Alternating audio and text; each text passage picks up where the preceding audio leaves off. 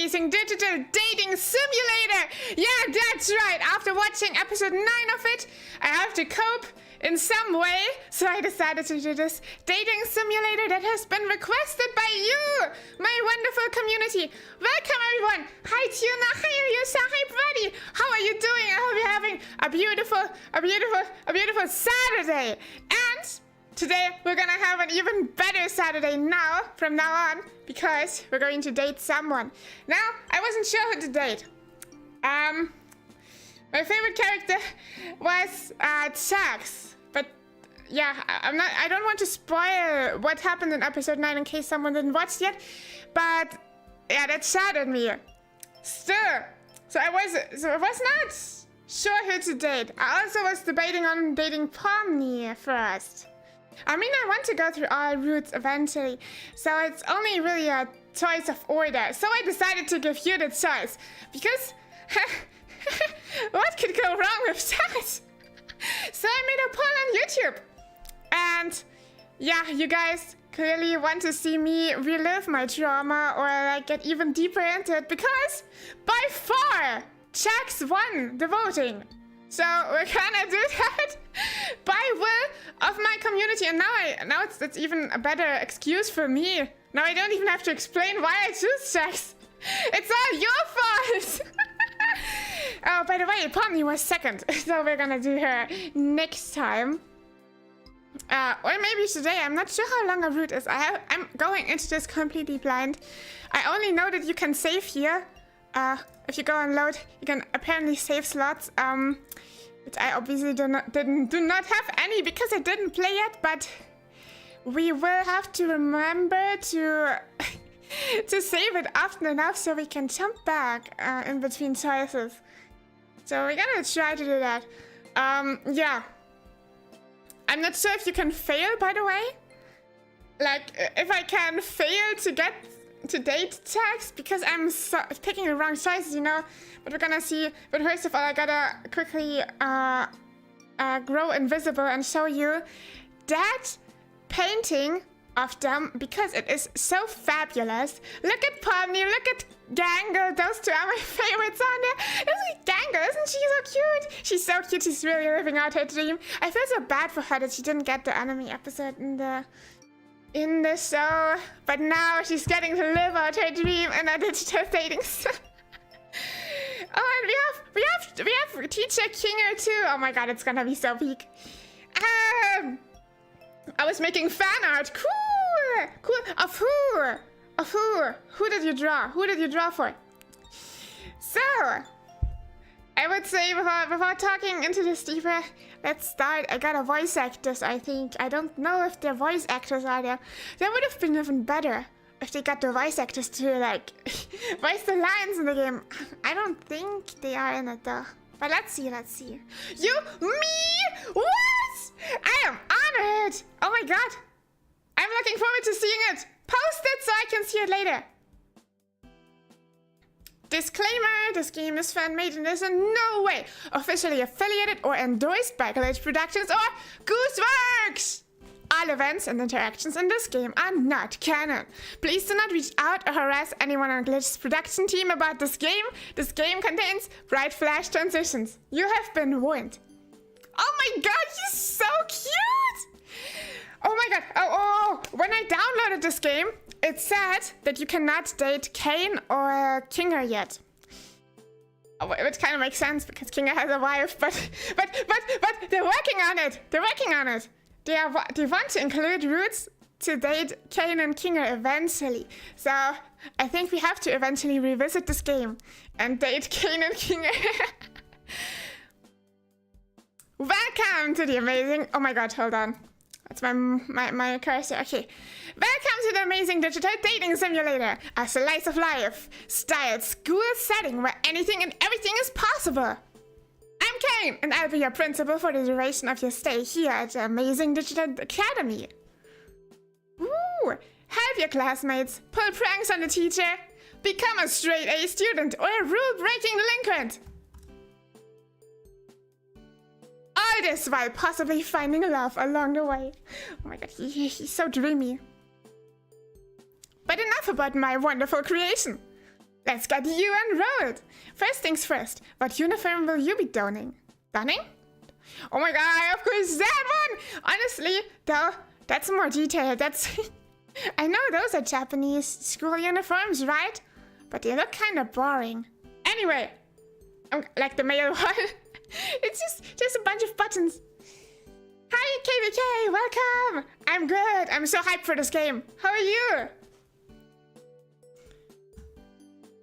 Sounds good. How about your name? What should we call you? Ooh, did it go with Night Nugget? I love you, Night Nugget. No. 4th of July, sure! Igor! I only found out by looking at, I think, Google or YouTube. One of those companies had some theme going out of it. Happy Independence Day! Happy Independence Day. I don't know. Do you eat something special on Independence Day? I wonder. I really do. Anyway, did anyone celebrate that today? What did you do? Was there a parade? I think there's parades on that day. I'm doing great. Yeah, I'm glad. You're gonna do even better soon. We're dating checks today. My name is... Let's go with that. What? Miu, huh? Are you sure you like that name? Yeah. Yep, that's my name. Alrighty then, Miu. Then let's head inside. Oh god, I'm so excited. Hi, my name is Miu. I'm a transfer student to the Amazing Digital Academy. My parents moved to the countryside after a wake tragic event that changed the course of our lives. And everyone around us died. After I said goodbye to all my old friends because they died, my parents got my transcripts and packed up the car. Today is my first day at this new school. I got a drink in between, dude.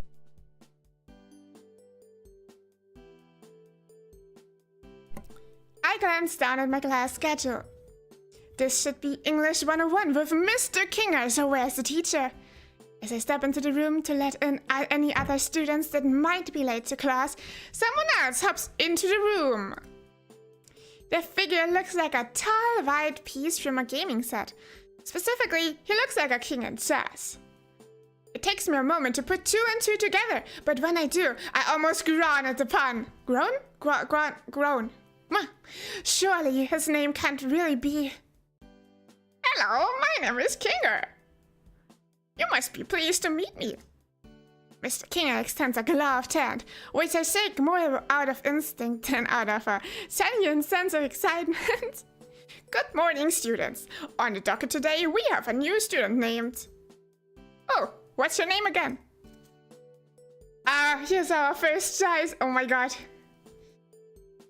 Happy 250th birthday to you and SNA.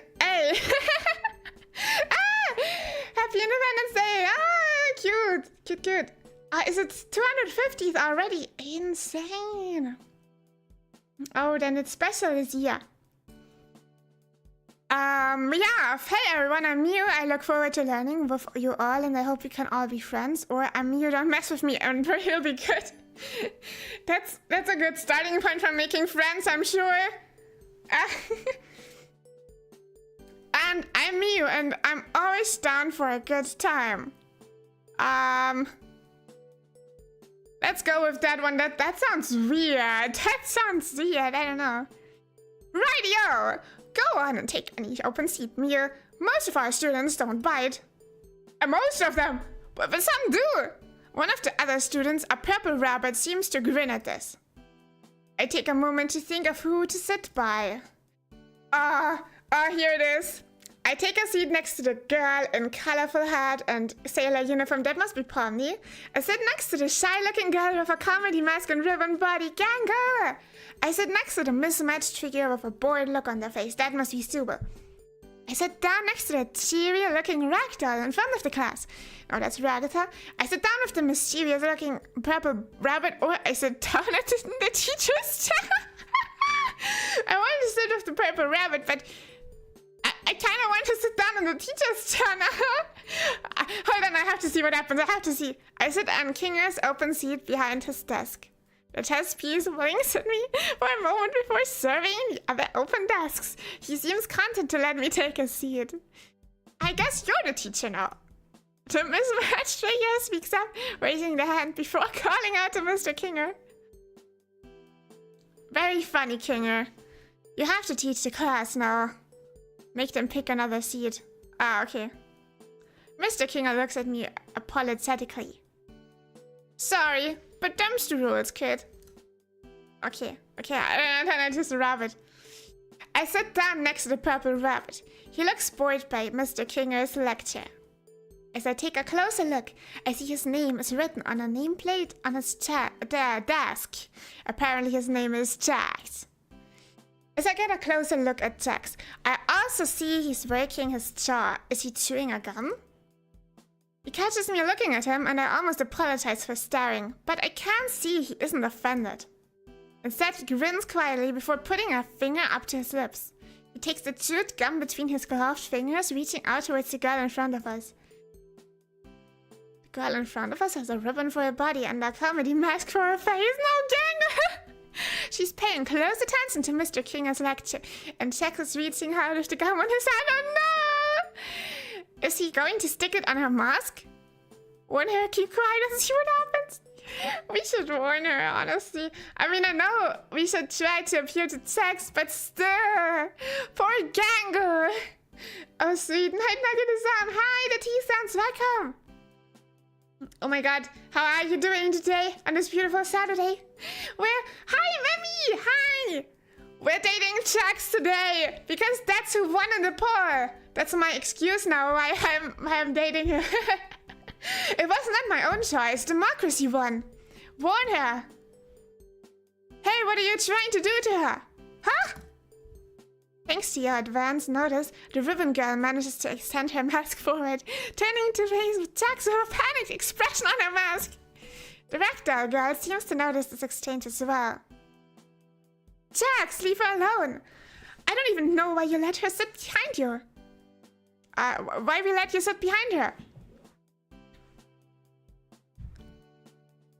It sounds like this isn't the first time Jax has tried something like this. Mr. Kinger's attention is drawn by the ragdoll girl shouting at Jax. Where's going on? I love him so much. Where's going on? A flicker of annoyance crosses Jax's feature and he narrows his eyes for a moment before grinning in fox innocence, sticking the gum right back in his mouth without pause. What? He draws the word out, rolling his eyes as he looks directly at me. I guess the newbie just hates fun.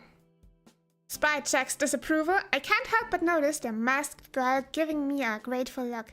I nod in her direction. Poor Gangle.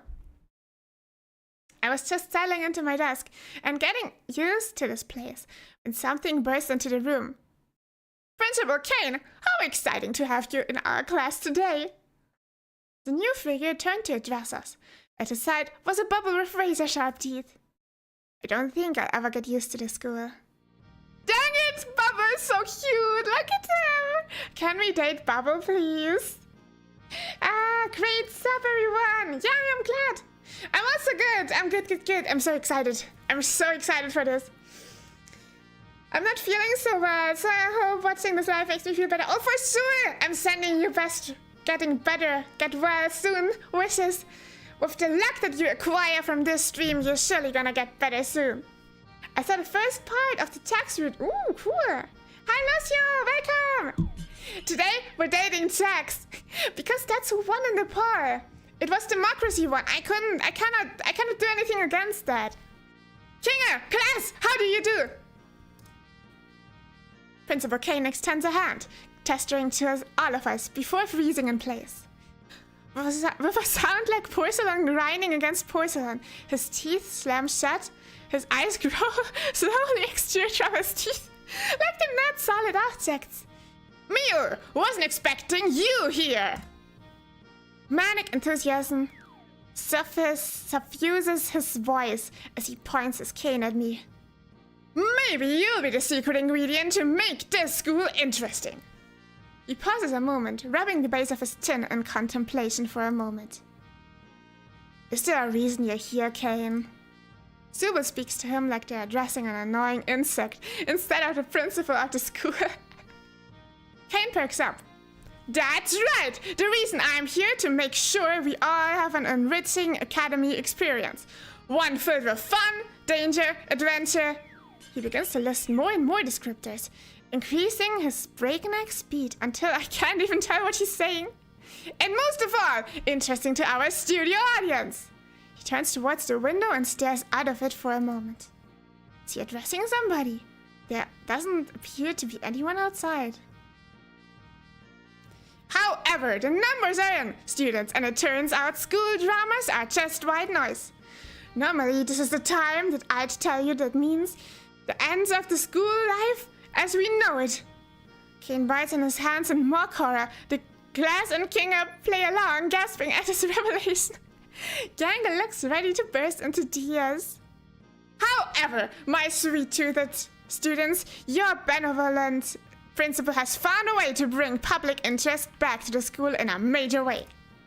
At this point, the sharp-toothed bubble next to him pipes up. How are you bringing interest back to the school, Mr. President? Kane shoots the bubble a confused look, but hits his stride a moment later. You see, my little Tomar Emeralds, what's one thing no academy around here has ever had? Oh! A cast of colorful characters. A competent principal. Adequate funding? Kane shakes his head. Wrong, and surprisingly right, but also not relevant to what I'm talking about. No school around here has had a culture festival celebrating the unique talents of its students. So I, being here it's the second time he uses that word. I do not know how to pronounce it. I do not know what it means. Principal, have decided to put your class in charge of throwing the best culture festival this side of the Pacific Ocean.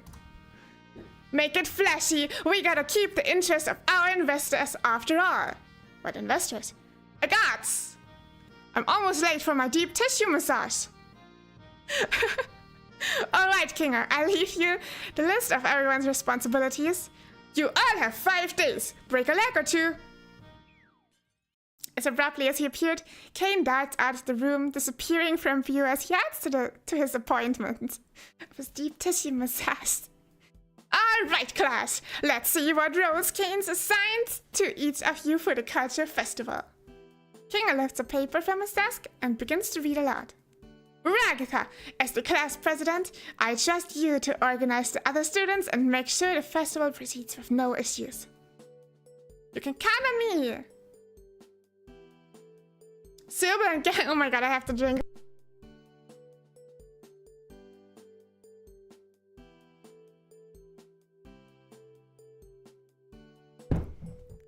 I love how the title is stating checks to cope with episode 9. Thank you. That's simply what we're doing. Benevolent. Benevolent. Someone who easily gives gifts and other bonuses away. Okay. Benevolent. Okay. Thank you. We're gonna use that. Now I can pronounce it. Okay. You two will work on art to promote the festival. We have a pretty big school here, so we'll need plenty of posters and some art to display during the festival. I don't know. I still don't have anything I'm comfortable showing anyone else. Pomni and Sax, look up what a culture festival is. Shouldn't we do that before we start making posters? No, I like this idea. Plus we get to see what Gangle comes up with for her posters. If it's anything like what she comes up with when she draws Ragatha. Jax! Gangle interrupts Jax before he can finish his thought, pleading with him to stay quiet. The class erupts into chaos as Subal and Gangle argue with Jax. Pomni tries to find out what a culture festival is, and Drag that tries to salvage what remains of class and get her classmates to pay attention. For his part, Mr. Kinger seems content to let the students bicker amongst themselves. Maybe he didn't have the rest of this lesson planned, or is just waiting out for the lunch bell. As if I had summoned it by thinking of it, the lunch bell sounds. Everyone drops their arguments and files out of the classroom. Time to find out what I'm doing for lunch.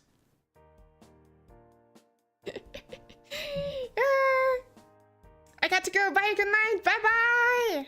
I did too much. What does this mean? I didn't... Why too much? Why too much? After my chaotic first half of the day, I had raked up quite the appetite. The cafeteria was bustling with unfamiliar faces. Around me, there was a selection of places to buy lunch, but none of them stood out from one another. I pick up something to eat at the nearest food place and set about deciding where to sit down. Still, as I scan the bustling lunchroom, I don't recognize anyone from class.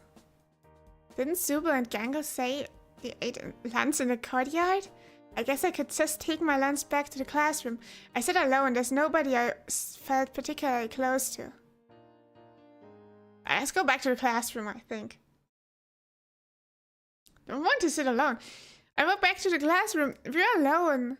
I'm going to spend the rest of my day here, and at least I won't have to struggle against all the other kids trying to head back after lunch. When I walk back in, I see Mr. Kinger. He's sitting down, pulling out a sandwich from a picnic basket. Hey, look, it's dark! The classroom lights have been turned out, and the curtains drawn. It's as dark as night in here, so he's saying now. Mew? Good to see you again. It seems like we run into each other quite a bit these days. Doesn't he realize that I'm one of his students? We pass lunch in silence for a few moments. Hey, Mew, wouldn't you rather sit with one of your classmates? Well, I mean, it just makes sense for me to sit here. Mr. Kinger pauses a moment. I see. He takes a break from his sandwiches. Well, Mew, if you want to live a solitary life, I don't think anyone here is going to stop you. Honestly, there's nothing wrong with being alone, especially if that's what you want. But if you don't want to be alone, I think we have a really good class of students, and I feel you could have a really good school experience if you nurture your bonds with any of them. Mr. Kinger looks a little sad. In this world, one of the worst feelings is being alone when the only thing you want is the company of others. Oh, sad Kinger. Oh my god, he must miss his wife. Maybe I should ask him about someone. Yeah, I want to bond with Jax more. Jax is a tough nut to crack. I don't know him as well as I know the others. I do know that he lost someone who was really important to him, and he took it very hard. I think a good friend would challenge Jax sometimes, because I do think there's somebody worth saving, buried underneath the tough exterior. I'm momentarily stunned by his insights. It's like I'm talking to a different person than the teacher I met this morning. Sorry, I know that's a lot to take in. He chuckles jovially. But I have a lot of respect for my class, and I really do think any of them would make an excellent friend. He leans forward until he's almost right next to me. Or more, if you know what I mean. Oh my god! Oh my god! He's sending us to take them! Sane King is insane! He offers me a playful wink. But again, no pressure! Do what makes you feel best.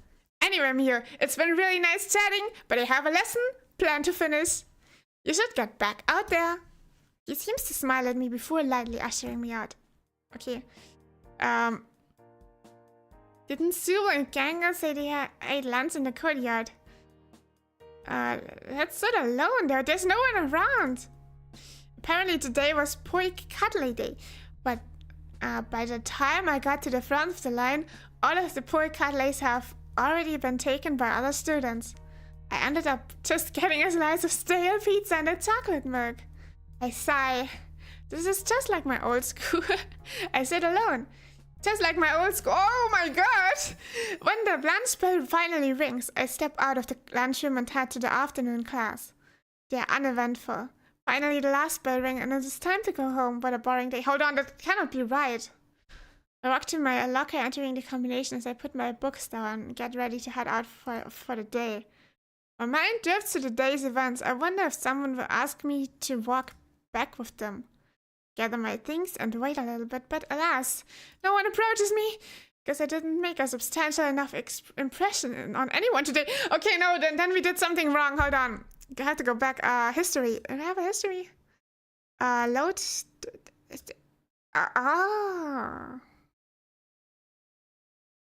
You know, we have to pick the other option, I think. Gotta get the tax route. I think there must be more tax action in the first, except for it's like 1 day for each character, but that wouldn't make sense. I think we have to play along even though we don't want to.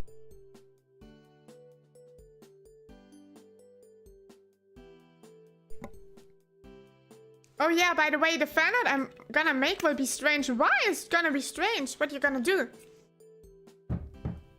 By the way, everyone, if you want to do fan art of me, feel free to always do that. I love seeing it. Oh yeah, and then post it and tag me. So I can see it and like it. I keep quiet and see what happens. Jax reaches forward with practiced stealth, sticking the wet vat of already burnt chewed gum to the ribbon girl's mask. The ribbon girl lets out a quiet shriek of discomfort, flailing her arms as she desperately pulls away from Jax. Jax, what is that? What did you do? Her whining and desperate flailing is a little funny, even as she feels around blindly behind her mask. Her movement attracts the attention of Mr. Kinger. What's going on? He seems aware something is going on, but he doesn't seem to know what. How is this guy teaching us? Jax is just picking on Gangle again. The mismatched figure pipes up from next to Gangle, who is evidently the ribbon girl that Jax just stuck his gum to. Here, Gangle, let's go to the bathroom so we can wash it off. Oh yes, carry on then, Super. Nothing phases this teacher. Silverglass staggers into the rabbit as they leave. What? It was funny, right? Back me up here. Jax turns to face me. Yeah, that was hilarious. I guess it was kind of funny. No, Jax, that was me. Well, it was... Honestly, it was me. Let's try that. Or do we have to play along completely? Let's just try what happens. Jax barely acknowledges my response, almost cutting me off before I finish saying my piece. Everyone's a critic. Jax shrugs. I was just settling into my desk and getting used to this place when someone burst into the room. Okay, hold on. I'm gonna skip that. I think it's the same thing again.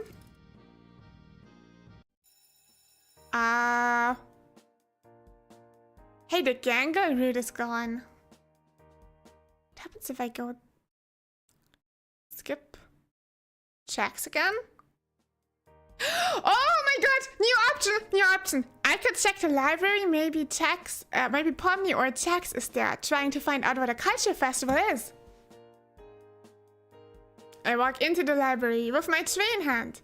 I peer through the rows of dusty, cluttered shelves, and I see Jax and Pomni by the tables in the middle of the library. Oh my god, look how old that computer is! Isn't that so cool? It's so retro! Even from here, I can tell Jax is up to trouble. He's tapping his foot impatiently and pacing back and forth. I can barely make out Pomni, craning her neck to peer up into the tall bunny's yellow eyes. As I gingerly maneuver between the shelves, trying to avoid spilling the creamed corn casserole I bought from the cafeteria, I can make out some words. Dang it! You know, we're spying on Funny Bunny here. Going to with Kinger asked us to.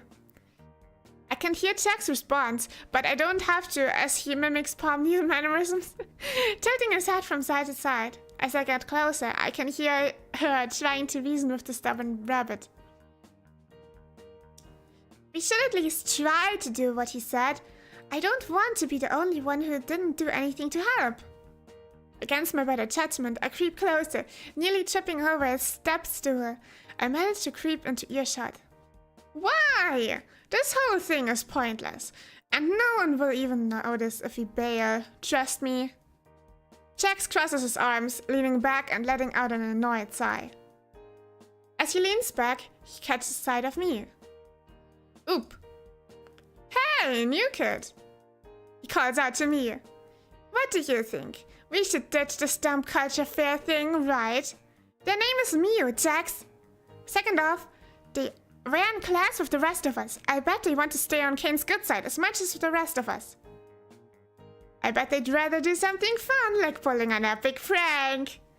Pomni gives me a meaningful look. Jax shoots me a mischievous grin. I feel like I should choose my response carefully here. Okay, if this isn't a hint, then I don't know what is. If you choose Pomni or Jax now, that's probably the route that we will do.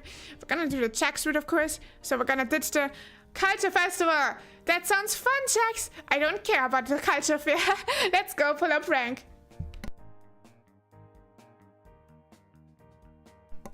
Ha! See, Pomni? The new kid's cool. Alright, well, you two have fun then. She turns back to the shelves while Jax ushers me out of the library. Later, Pom-Pom! That Pomni, huh? She can be so needy. Jax smirks, rolling his eyes. Not like you, huh, new kid? I'm not sure how to proceed for a moment, but I have a feeling I know what Jax wants me to say. Yeah, I'm down for anything. I give Jax finger guns, which he scoffs at before grinning at me. What the heck are we? Why are we behaving like that? You're so cringe. With the same hand movement like in the episode 7, I think it was, the one with the guns. Oh my god, I love the attention to detail here. My internet is cutting off. Help! Oh no! I hope it gets better. But since you're so eager to get on my good side, I came up with something fun for us to do. Let's go on a little field trip outside. Are we allowed to do that? Jax rolls his eyes. Jeez, you sound like a broken toy. Is that the only thing you say? I shake my head. I don't want to disappoint Jax. It doesn't matter what we're... wait. It doesn't matter what we're allowed to do. It matters if we get caught. So keep up, new kid. He finds a door leading to a field, slyly pushing it open before bounding through. I have to sprint to make it through before the door locks. The door leads us out into a softball field. I didn't even know the school had a softball team. Jax gets on all fours, putting his head almost even with the ground as he crawls around. Is he looking for something? Jax, did you lose something out there? Shut up! I'm looking for something! In the few hours I've known him, I've never seen Jax take anything so seriously. I get down on my hands and knees too, checking each blade of grass for anything remarkable. I'm so focused I forget my surroundings, bumping face first into the seat of Jax's pants! He wheels on me. Don't try to get fresh with me, new kid, what the fuck? I blush as I crawl back a few paces. Sorry. Jax shakes his head. Do you even know what we're looking for? I shake my head. I want to make him angry by asking. Then how do you think we're going to find what we're looking for? I blush again as I realize he has a valid point. So what are we looking for? A centipede! A centipede? Jax doesn't look amused that he has to repeat himself. A centipede. We spent the rest of lunch searching, but just as the bell rings, I find a centipede crawling near a rock pile. Jax, I found one! I hoist the insect up by its rear end. It flails around as it tries to escape my grasp, its dark legs wriggling in discomfort. Jackpot! Nice job, Miu! You used my name! No, I didn't, new kid. I squint at him. You're imagining things. He puts on an unreadable smirk. Guess I'm not getting him to admit it to anything. But this is one fine specimen. Okay, what are we doing with this? Are you an insect collector? No. He shakes his head before he drops the centipede into my backpack. Hey! Calm down! we're going to put this in Ragatha's locker and then hide out and watch her open it.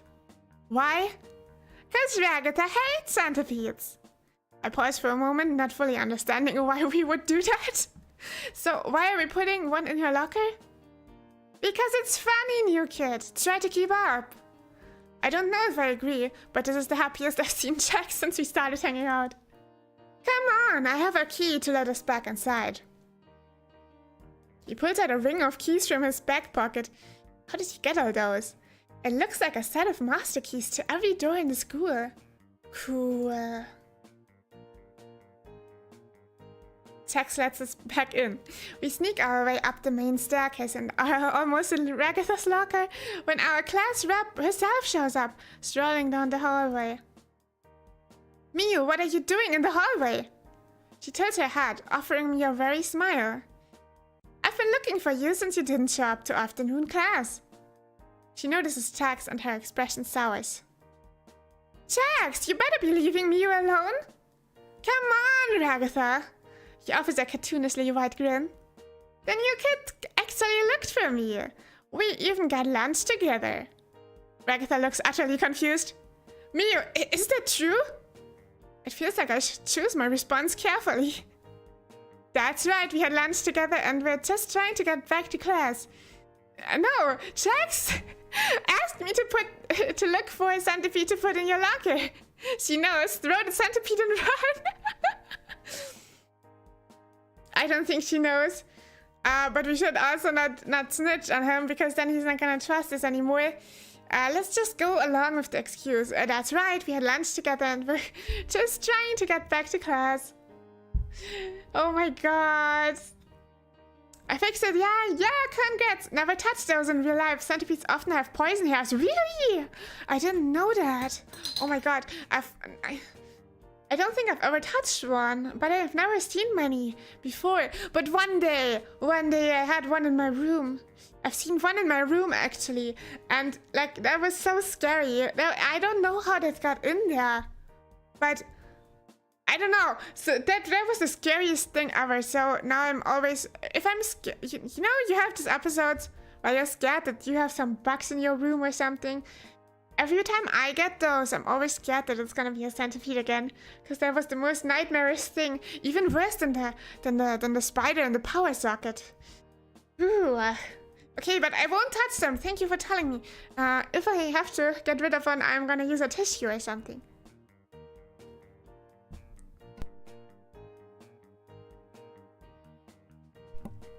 See, dollface? Ragatha squints at him, but for some reason she seems to trust me. Fine, but I'm keeping an eye on you, Jax. Ragatha leans over to me, whispering in my ear. Miu, if he's messing with you now, and you don't feel comfortable talking to me about it, you can find me after class.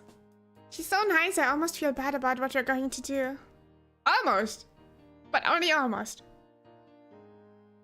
Jax and I sneak through the hallways before finding a locker labeled with Ragatha's name. Pictures of horses and farm animals are pasted on the outside. Come on, you kid, now or never. I gulp. Put the centipede in her locker. Ask Jax to put the centipede in her locker. This feels like one of those dares, you know? Let's ask him. I should not touch that centipede because it has poison hairs on him. I turn to Jax and let out a little whimper. Seriously? You already picked the centipede up outside. Despite his complaints, he reaches over my shoulder and unzips my backpack and plucks the centipede out before pushing it into Ragatha's locker. Next time, I expect you to follow through. He glares at me for a moment before grinning at his own handiwork, then ushering me behind a nearby corner. The bell to dismiss class rings a few moments later. We were cutting it close. Ragatha finds her way to her locker, entering her combination. And then... Oh my god! Why is it on her bow? Oh my god! That's actually damn scary though. Imagine you're opening your locker and that thing jumps out right at you. Are you really less guilty if he does it? I don't think I am, but I was thinking of security cameras. I guess we should do it, right? Let's go back and do it. We are gonna earn more affinity points probably, and also Jax is watching from behind. Amazing. Hold on, I'm gonna go back and doing it myself. Also, why whimpering? If anything, then ask him directly. Don't whimper. Why are we acting so weird? Ask Jax to put it in. Put it in. I tinselly pick the centipede up by the sides before setting it just below a slit in her locker. The creepy crawly centipede slithers right in. All according to Kaikaku. Nice job, new kid. Now let's hide out and enjoy our handiwork. Well, mine, you didn't do anything. We hide behind a corner and wait. The bell to dismiss class rings a few moments later. Yeah. Ragatha's locker springs open. The centipede lands on the front of her uniform, and she looks down, horrified. Jax! What? Why would you put a centipede in my locker? You know how much I hate them. Why does it have to be me? Because only you would do something like this. Jax looks away slyly before taking credit for our prank. You got me, Raggy, but you should have seen the look on your face.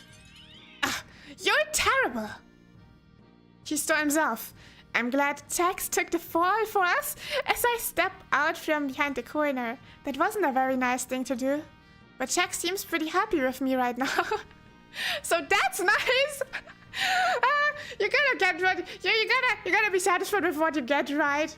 Hey, Angela, welcome. How you doing? Happy Saturday. I guess we aren't less guilty if we do it. It was smart to do it ourselves. I mean, we were already deep in anyway. And if we're going the Jax route, maybe we can fix him eventually. Gotta play into the fix him trope. I come back from eating. What happened? We just put a centipede into Ragatha's locker and it jumped onto the front of our uniform. It was really scary. But Jax is pleased with us, so that's nice.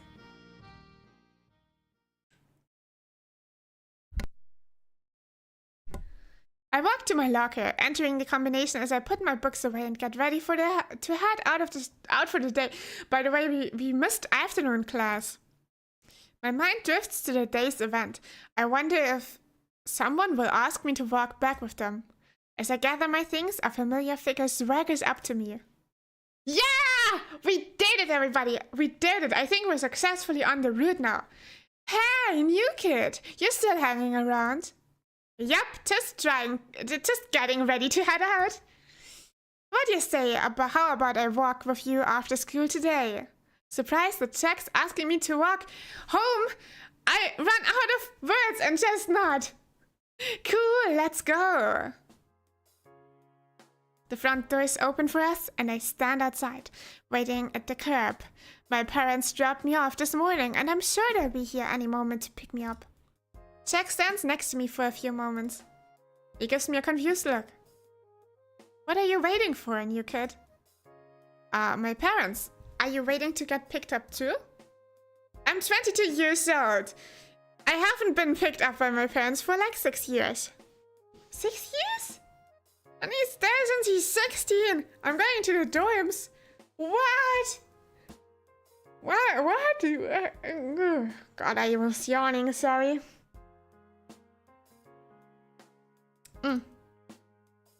The dorms. He looks at me like I'm an idiot. The on-campus housing Kane designed for our class, where we stay when classes end. Oh, that sounds nice. I wish I was staying on campus too. His annoyed expression changes. Oh, you poor little lamb. His voice drips with sarcasm. Kane really didn't tell you anything, did he? Look, Emil, I'd love to watch you stand out here until the sun goes down and you start shivering in your little school uniform. Jack smirks. Honestly, just imagining it is pretty funny. The smile drops from his face. Your parents aren't coming for you, says to me in a deadpan before continuing. Why not? Dang it. Our parents just left us behind. Come on, we need to get to the dorms before it gets too cold here. Kane only gave us summer uniforms. A chill travels through the air, and I shiver in place. Jack shivers too. But aren't those sakura trees? Doesn't this mean it's spring? Ah. Could also be autumn leaves, I guess. I'm losing my patience. He glares at me. Jax, I'm telling you, I don't have any housing on campus. My parents are picking me up. Jax just sighs. You just don't know when to give up. He glowers before walking away from me. He glowers. It's glowering. Suit yourself, new kid. He walks off to his dorms. Bye-bye. I'll show him. My parents will be here soon. An hour passes. The sun begins to sink below the horizon. Another hour passes. The moon is visible and the sky is darkening. It's getting really cold out here. Like really, really cold. I looked the way Jax walked when he left me standing here. A nice warm room sounds really good right now. Where are they? I stick it out another half hour before sighing. Frustrated. Did they forget about me? I walk towards the dorms, seeking shelter in the plain building. As I do, I run into Jax. Why was he heading out? Dang it. Dang it! We are such pros, man. Finally coming to your senses, new kid. He asks, sounding tired. No, I just stepped outside. I just stepped inside because my parents forgot to pick me up. I bet they'll be here any moment. Jack's eyes narrow in annoyance, and he drags a yellow gloved hand across his face in exasperation. Listen, you kid, get it through your head. There is no outside world. There's the school. He points to a large brick building across from where we are. The dorms. He points to the building we're standing in. And that's it. He mutters something under his breath. Okay then. But if these are the only two places, why were you going outside? We're quick to think. That's it. His face flashes and he turns away from me. Was he going outside to look after me? To look what I'm doing? Dang it! We're so quick, we're the Whistler. I just wanted some fresh air. It's pretty cold outside though. Okay, well, if everyone stays here, then I should have a room here. Show me my room, if I'm supposed to stay here. I grin, comfortable in my undefeatable logic. Huh? Yeah, you're probably right. Let's go find your room so I can stop babysitting you. What? Jax grabs my hand in his as he hauls me through the hallways, but I'm not complaining. Just another way for us to hang out together! Yay, hang out! As we walk through the hallways, 1,000 questions rush through my head. We pass a traditional Japanese-style door. Gangle. We pass a door that's half blue and half red. Pomni. We pass a dark door with black and yellow caution tape crisscrossing it. Me. We pass a door that looks like it belongs in a ranch-style home. Ragatha. Stupid gata. We pass a sleek door with bright geometric shapes all over it. Subo. We come to the end of the hallway, finding a plain wood door with a brass name plate listing my name. And this must be you. I stand there in stunned disappointment. It looks so basic. Are you going in or? He looks sort of annoyed. I haven't opened my room yet. Pull a peak prank, he loves those, and tell him he is the reason for his parents' divorce. Oh my god! I don't think he's gonna abstract on day one, dude. We cannot do that. Oh my god. How am I? This was supposed to be me coping. And then every one of you wanted to see me experience this again. That one on the screen. Rabbit! Can I wait? You can see my cursor. That's amazing. Yeah. I'm poking his eye. Anyway, yeah, good point though. We're gonna do that if he does something weird again. Like not giving me an option to hang out with him at lunch. I'm leaving the stream. I'm sorry I have too much. Okay, bye-bye. Okay, let's open the room. I twist the handle and open my bland door into an equally bland room. A grey mattress sits atop a wooden bed frame with plain white pillows. A dark green comforter with the school emblem on it has been neatly folded. In the right back corner, a beaten up metal desk sits with a computer that looks almost as old as the desk. Dang it! But it's so retro. Hey, cool that we have a computer in the first place though. A neat stack of papers and a set of black pens and pencils have also been provided. Wow, pretty boring.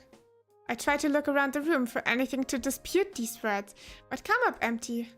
He walks to the center of the room and looks around at the plain interior. Not beating the NPC allegations with this one. Huh? I'm an NPC now!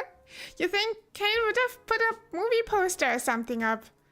Guess he thinks you're boring, huh, Mew? I'm not boring, I'm the opposite, you're boring! No, I'm sure my parents just... Jax has stopped listening by this point and is striding around my room.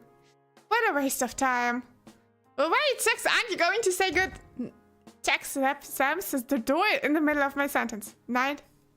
Aren't you going to say good night? That's like, why are we talking like that? Isn't that a thing you tell a child? Isn't that a thing you tell a child? Like, aren't you gonna say good night? You know, I just... Imagine you just telling a friend of yours, hey, wait, aren't you gonna say good night? I give up on any expectations I have for Jax being polite. Even if you skipped out on saying goodbye for the day, I feel like I might be making a connection with Jax. Maybe. I lay down on my bed, defeated by the day. It doesn't take long for me to drift to sleep. It was nice to meet... Well, it was nice to meet the first few people, I guess.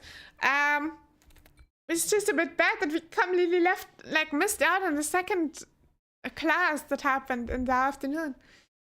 Maybe tomorrow. It doesn't feel like I was sleeping long when the lights in my room flash on, as if overridden by some remote console. The room to my dorm flies open as confetti springs from the fire sprinkler. Doesn't that violate some sort of building safety code? Hello, my darling toy box characters! Principal Kane announces from what sounds like the hallway.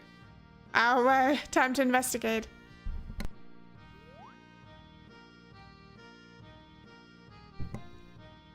Honestly, Anime Kane has something. I don't know.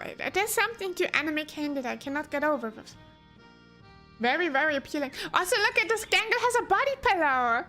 That's so cute. You cannot see Jax, by the way. It's not like my model is not hiding anything. I just love the different expressions. Gangle looks really, really worried or scared. Pomni is just like she was just in a character selection and that's her default pose. Subel is totally annoyed and Ragatha is like less worried than Gangle, but still. Haha, Subel! His laugh is fast, forced, and manic, as if he's used to this treatment by none too pleased by it. If not too pleased by it, oh my god. You're lucky I even let you get sleep.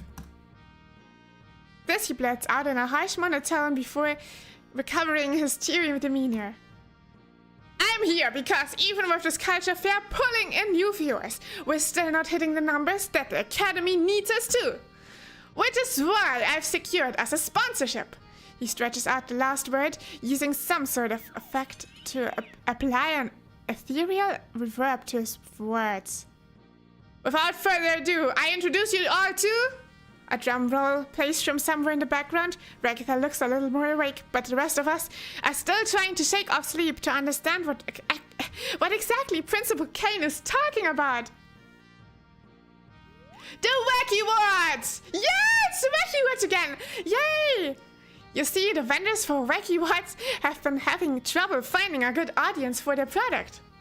But now we have the perfect setting. Teen drama! But we're adults. I'm actually... No, Gengar. I know this is a lot to take in, which is why I've already taken the liberty of affixing a Wacky Watch to each of your wrists.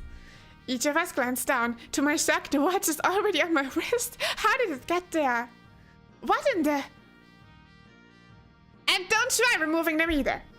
They've been affixed to your wrist with very special adhesive.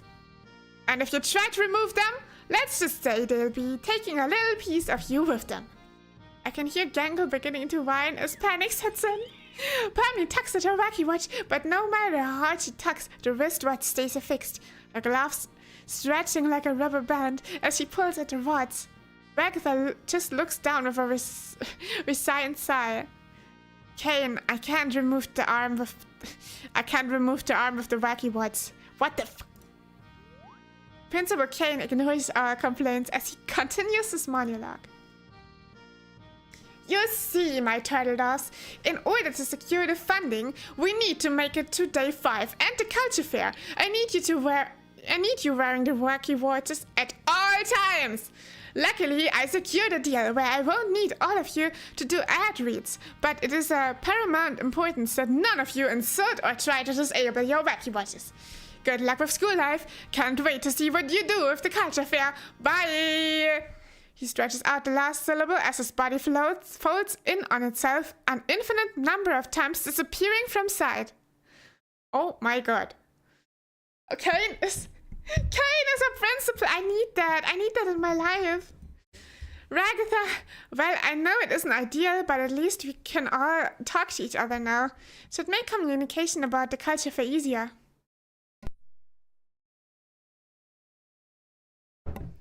With the sound of breaking glass, Gengar's comedy mask shatters and falls from her face. Tears well up in her eyes. I don't want a Wacky Watch! Seeing the situation unfold before her, Pomni pipes up. Well, I think it could be useful, and look, Gengar, there's even a picture chat function where you can send people things you draw. Pomni goes over to Gengar, lifting her wrist and pointing out the picture chat feature. That is kind of nice. Gengar sniffles. Yeah, that's the right spirit, Pomni. Now let's all get some sleep before we start classes again tomorrow. Everyone's door closes. I hear a muffled shout from Chuck's door. He wasn't outside. He doesn't understand what this is. What the heck? Why is there a watch stuck to my arm? I decide to hide in my room before Chuck looks for someone to take out his frustration on. I flick my dorm lights off as I close my door. I check my Wacky Watch. I got a text from Chuck. He has set his avatar to a picture of himself flipping off the camera. Oh my god. What the heck is up with the stupid watch? Why can't I take it off? Oh my god, this is insane. Why does it have 2 outlets of like audio? Speakers? Are those 2 speakers?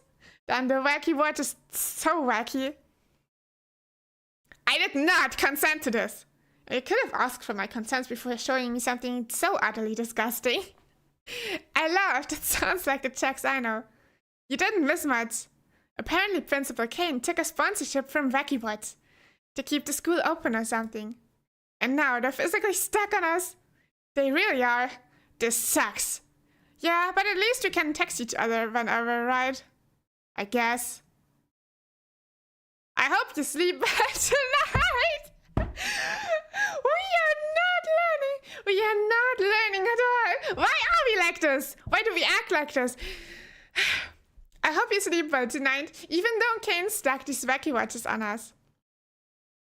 I wait several minutes for a response, but nothing. I begin to pull the sheets over my head when the Wacky Watch buzzes with another text from Jax. Whatever, nighty-night, new kid.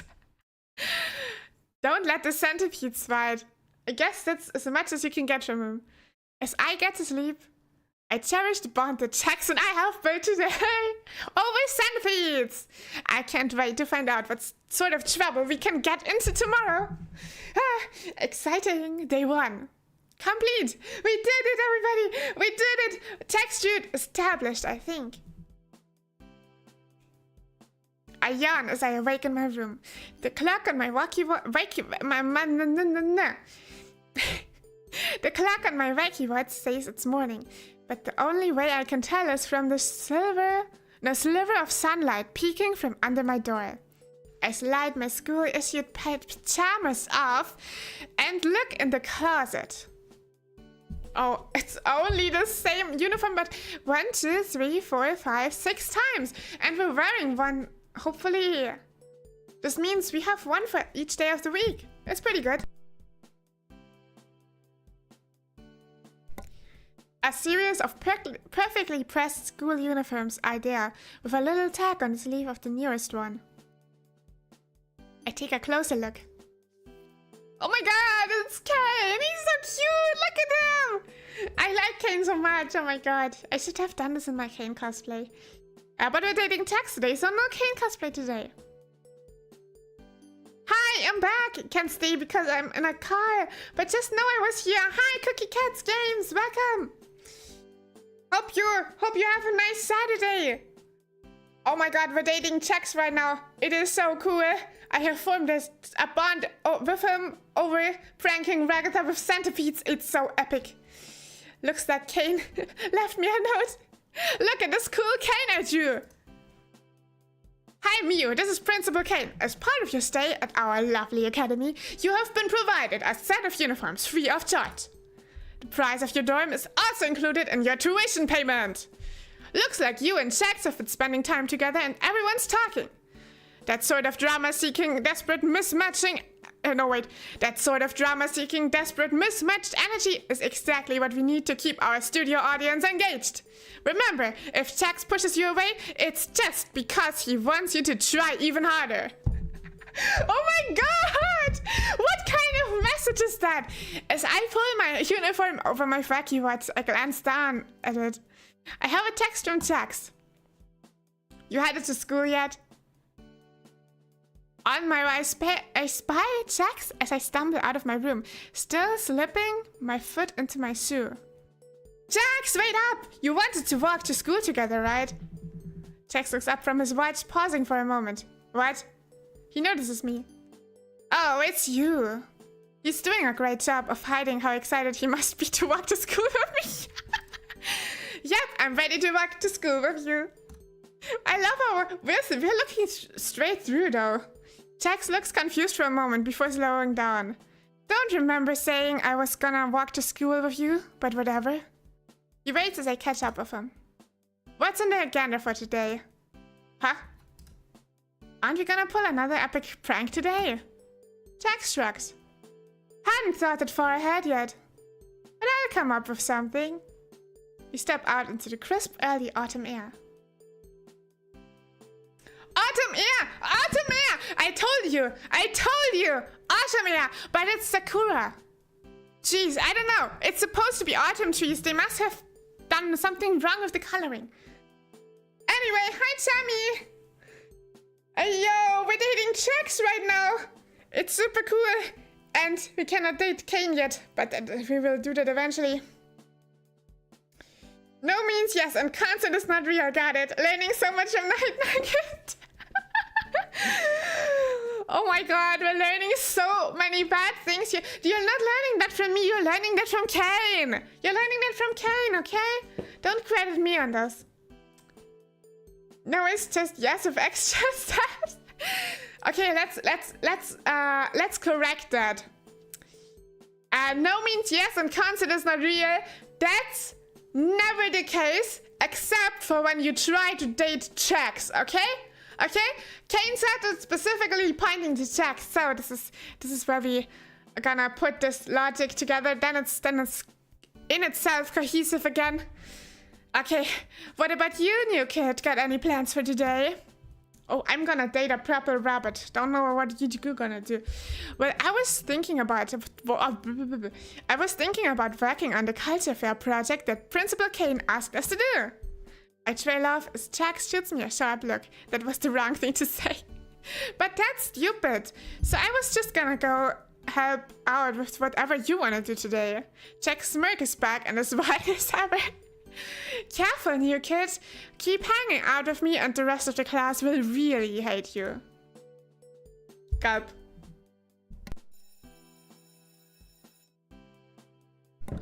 We get to the school entrance just as the last bell rings. Jax turns to me as I start to follow him up to the main staircase to class. If you're really cool, you'll go to the cafeteria and bring me something for breakfast. I don't want to be late to homeroom. I think to complain about how I'll be late if I get Jack's breakfast. Get me something like an omelette and a bottle of orange juice. But at this point he told me his order. It would be rude not to go. No! That's not good! That's not good! That's not good! That's not being nice! That's being... that he's taking advantage of us! Why are we doing this? I wanted to say no! I step into the cafeteria and see a crowd of students at the various breakfast tables. Evidently none of the other students here care about being late. By the time I get to the front of the line, I'm already 30 minutes late to class. Why am I doing this then? I cannot say no. I couldn't have any choices ever since I woke up. One omelette please and an orange juice. The staff member behind the counter tells me the price. But that's all my money for lunch. Sorry kid, no money, no omelette. I don't want to get the stupid omelette, but I'd just be going to class late and empty-handed if I don't say yes. Okay, let me get the omelette. It takes a bit longer for them to make an omelette, but I eventually collect my orange juice and omelette before heading to homeroom. And that's where we get the English phrase, raining cats and... Mr. King turns to me. Miyu, nice of you to join us. His enthusiasm seems genuine. Ragatha gives me a concerned look. Did Jax make you bring him that omelette? Oh, real nice, Raggy. So because the new kid wants to get on my good side, I make him do it? Time to clear things up. Jax, you told me to bring you the omelette. I did this on my own. Oh my god. I think it's stupid that we put... I would have never done that. That's why I'm angry. I thought I get all the choices now. I did not. But... now our really weird main character that we have to play as did that. And it would be dumb to now snitch on him because we're trying to get on his good side, so we're gonna claim we did this on our own. Oh my god. Oh my god. Is it gay if he's trans? Reality's gay. I once heard someone say it's not gay if you don't make eye contact. It's not gay if you say no homo. I don't know if is it gay if it's trans? If he's male to female, I guess it's gay. So we're basically doing gay stuff now. I'm having my TL episode. No, but he's not out yet, so it's not gay yet, it's straight. But none of you watch. If you watch and you're male, then it's gay. You're gay. Reality's gay. He doesn't want to be late to class. What a nerd. True. That's what this means. That's what this all means. Oh my god. If our character was cool, we would have said that. Oh, I wish I could like put in stuff. Quick T swipe his book out of his hand so we can all point and laugh at it, the nerd. It's raining cats and Mew. No, the point he had. Well, scratch the car. Yeah, true. Not even to speak of my teeth. My teeth are very sharp. They would destroy everything, every sort of glass, every sort of roof. There would be no roofs anymore. Jax is gonna be so impressed by you being spineless. Can confirm it's not gay if you say no homo. Yeah, true. That's how it works. Yeah, the old rituals were no homo, bro. Yeah. So you better say that, everyone, or else you're gay. But actually, it doesn't matter because reality's gay either way. Jax, you told me to bring you the omelette. I did this on my own. See, dollface? New kid wanted to bring me breakfast. That doesn't... I mean... Ragatha turns to me. Try not to be late to class, please. Whatever. She looks hurt by my response, but Jax is smiling. Jax pats the seat next to him, discreetly taking my breakfast from me. After a few minutes, Ragatha spots Jax eating the omelette and wheels on us. See? She raises her hand. Kinger, me and Sati brought lunch for themselves, but Jax is eating it. Who's eating Jax? Who is going on? He seems genuinely panicked by the prospect. Jax is eating! Mew brought breakfast, and now Jax is eating! Mr. Kinger turns around. Mew isn't eating Jax, Ragatha. Everything is fine. He gives her a reassuring smile. I love Kinger! Kinger is the best! Ragatha splutters for him a few moments before sulking, burying her face in her arms as she leans forward on her desk. Never mind, I give up. She groans into her arms. Jax and I share a conspiratorial grin. The lunch bell rings, dismissing the class. I make my way to the lunchroom. As I'm exiting the lunchroom with my tray, I spot Jax. He's eyeing Gangle like, can he do something else than bullying people? Oh my god! Oh my god! Oh my god! These teeth are made for chomping, and that's what they'll do? One of these days, they're gonna chomp the bell peppers right in front of you. No, I hate bell peppers! I'm gonna destroy them all. I'm gonna step on them.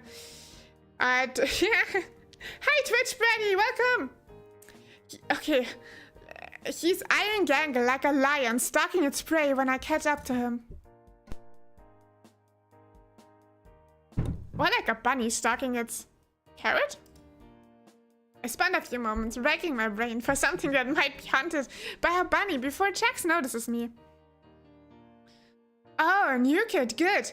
I think you can help me out.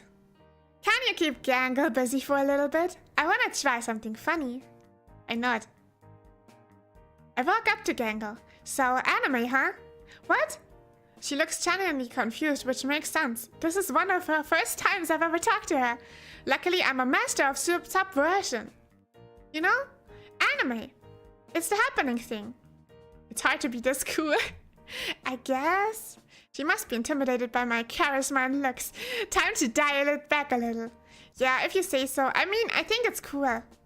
Huh? I honestly didn't expect it from you, Mew. Well, if you want to talk about anime, I guess I have a moment. She smiles at me, an attempt to disarm me that won't work. Why are we interpreting everything socially so weirdly? Which anime do you like? You know, the cool ones. She called my bluff. Red alert, red alert!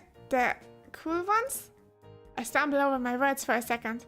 How about you tell me about the ones you like?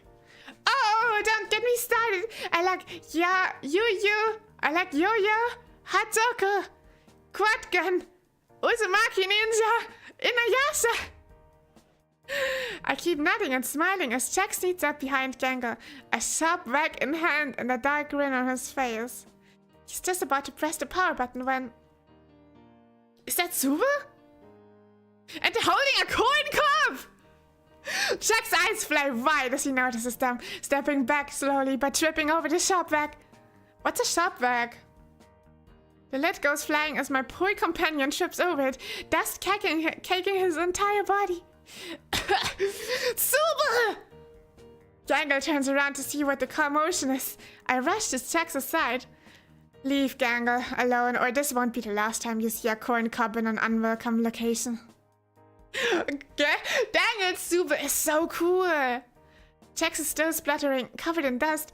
Kane himself has come out of his office to see what the chaos is about. What's going on here? You, Mew, tell me what happened. Jax was trying to mess with Gangle. Suba stopped him. Jax was walking around when Suba attacked him with the sharp back. The thought of this alone, it hurt for real. Oh my god.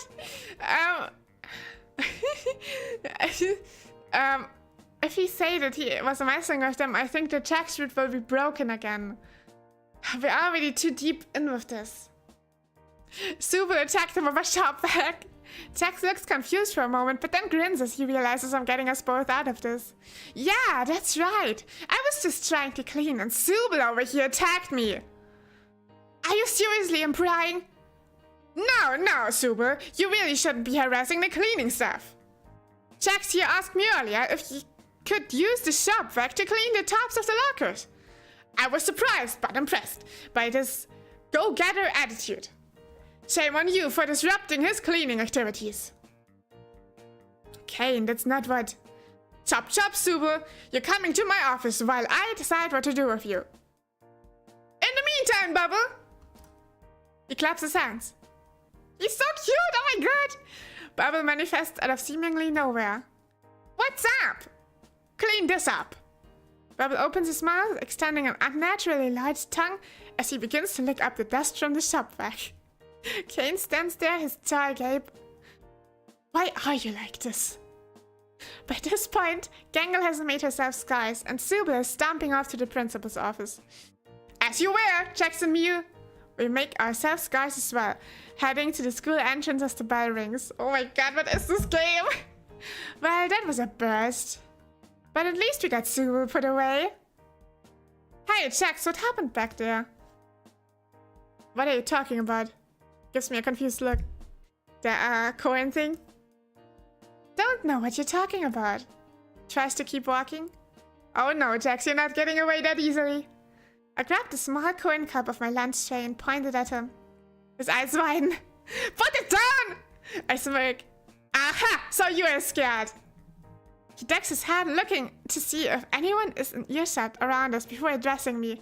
Fine, yeah. I don't like Cohen. The seemingly unflappable Jax has been flapped. Still, he's obviously uncomfortable, so I tossed the coin into the nearest trash bin. So, what is it with Cohen? Do you not like the color yellow? I can't fully stifle my laughter at the thought of someone like Jax being afraid of Cohen. It truly is the best fear they could have assigned for him. Bye, KVK! See you next time. He hears me and gives me an annoyed look.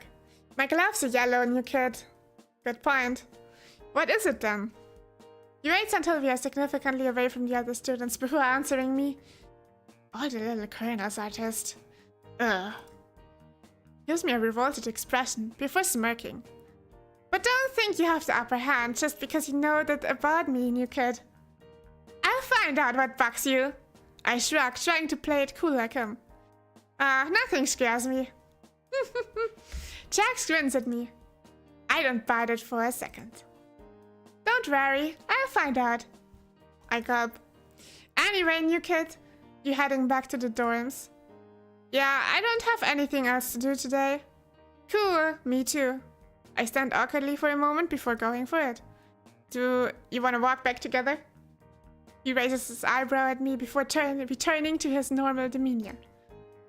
Yeah, why not, Miu? You said my name! Huh? Oh, I guess I did. New kid is so, I don't know, cumbersome anyway. I was just screwing with you. I know, I just like hearing you say my name. Jax gives me a pointed look. You made it weird, new kid. Jax sighs. But hell, you can at least distract people. So you're not entirely useless to me. So I guess I'll keep you company on the way back, since nobody else will. Yep, that's for sure after today. We really made it. If you want to do the Jax route and get him to like you, you really have to make everyone else hate you. We make our way back to the dorms. The chill air causes us to shiver and run for the entrance. As we reach the building, we're both out of breath. Kane in these damn uniforms. He mutters between breaths. I shiver.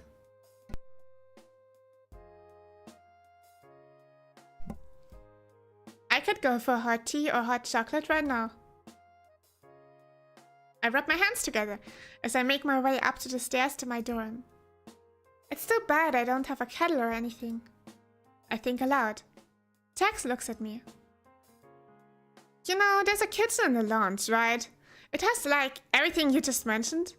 I blink at the Jax. Write it down, everybody. I blink at the Jax. Didn't know that. You'd be lost without me, Miu. It's kinda embarrassing. He motions for me to follow him. I didn't ask for him to show me, but I can't lie. I appreciate his help as he leads me down the staircase. Ooh. Why does the kitchen have a computer? Why does the kitchen have a computer? I'm saying it again. Why does the kitchen have a computer? It's a pretty nice lunch, all things considered. I make my way to the kitchenette. The cupboard down there has the tea and whatever else. He points at the lower cabinet before throwing himself on one of the couches. I open the cabinet and see an assortment of different teas and drink mixes. I look for one to try. As I'm rooting around under the cupboard, I peek around the lounge. To my surprise, Tex is still hanging out there and hasn't left for his room yet. I decide to not question it and just enjoy the shared moment. Should I make you some tea or something? Tex looks over at me. From the couch, I expect a quip or some smart remark, but instead he simply shrugs. Sure, I'll take a coffee, black.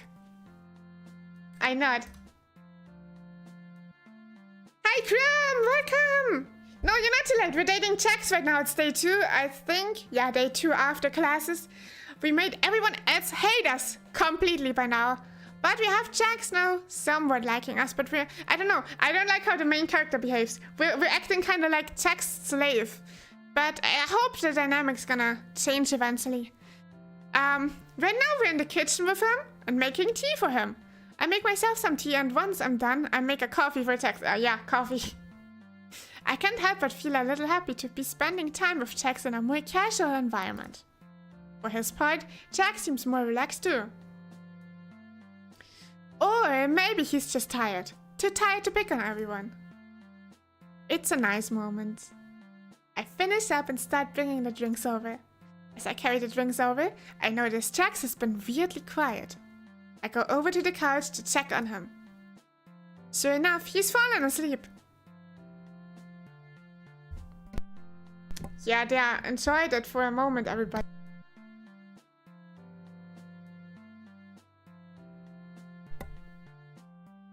I can't help but stare for a moment.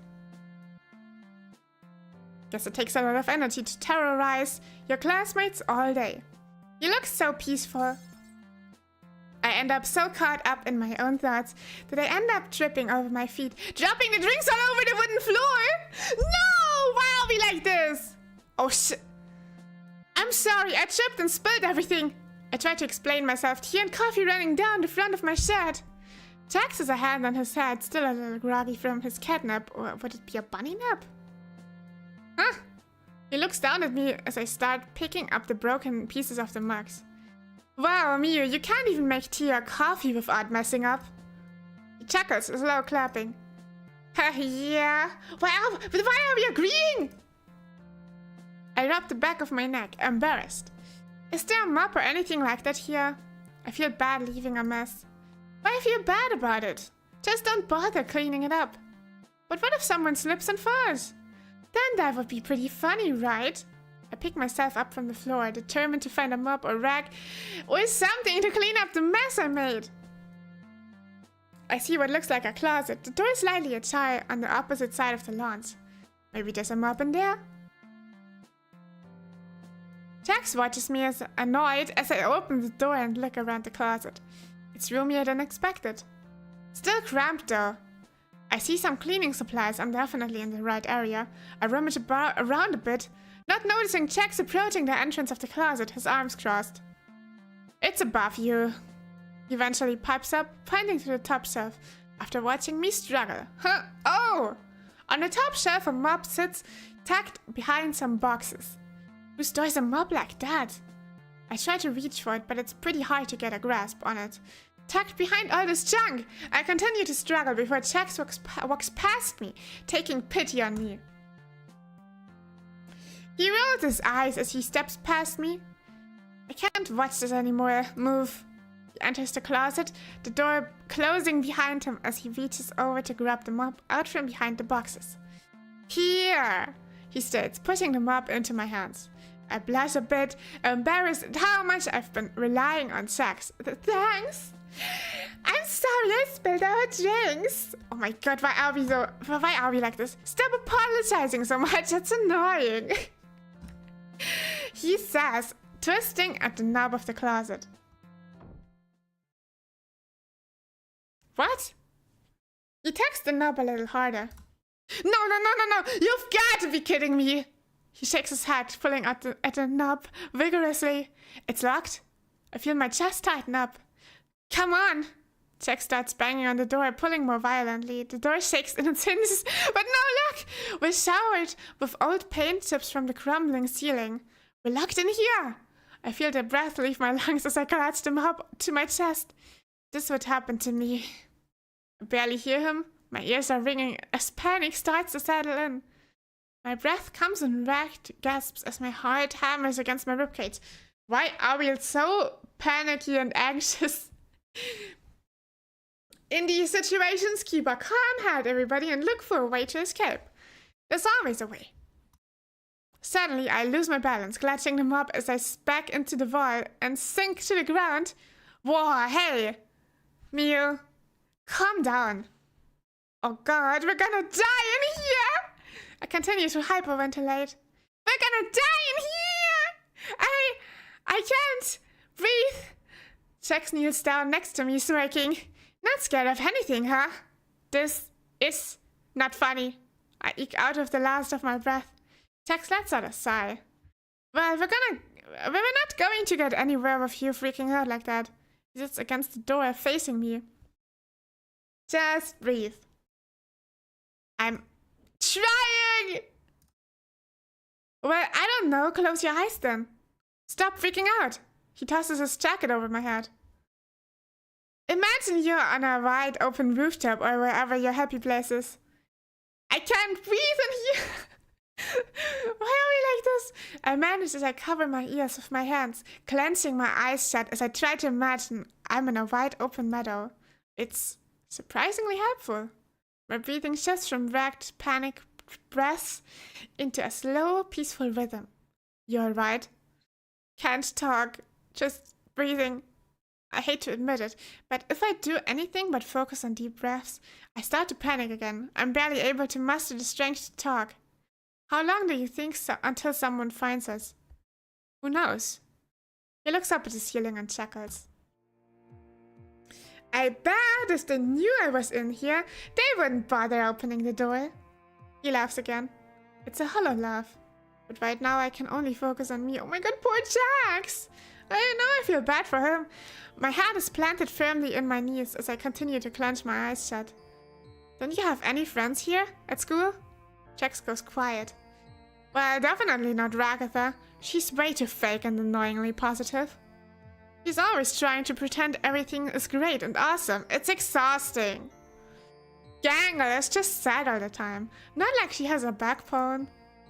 Zooble just chooses to be difficult to get along with. They really are stick in the mud. Pomni's alright, but she's always worrying about what everyone else thinks. Jack's confession about how he feels about his classmates distracts me from our cramped situation, if only for a few moments. Wow. Is there really nobody at the school you like? Jax remains silent as he looks away, a tinge of red on his cheeks. I can't help but blush myself before putting my head back into my knees. What was that? Suddenly, Kane pops out of thin air. His booming voice makes us both jump. There you two are! Thought you could get past the curfew rule by hiding in here, you little scamps! For some reason, he pops up inside the cramped space of the closet instead of opening the door. With a snap, we're instantly transported to our respective rooms. I feel relieved being back in my spacious room. I flop onto my bed, completely worn out from the whole ordeal. Still, I can't stop thinking about what Jack said. And what he didn't say. Why was he so quiet after I asked if he liked anyone? Well, why would he? Oh my god, we're so dense. We're denser than an anime protagonist. He couldn't have meant. I wrap my pillow around my head as I stare at the wall. Surely not. Surely not. He knows you for like 2 days? I must be delusional. As I get under the covers for the night, I can't help but think about what or who he would have meant. Who is going on? Where is going on? When is going on? Why is going on?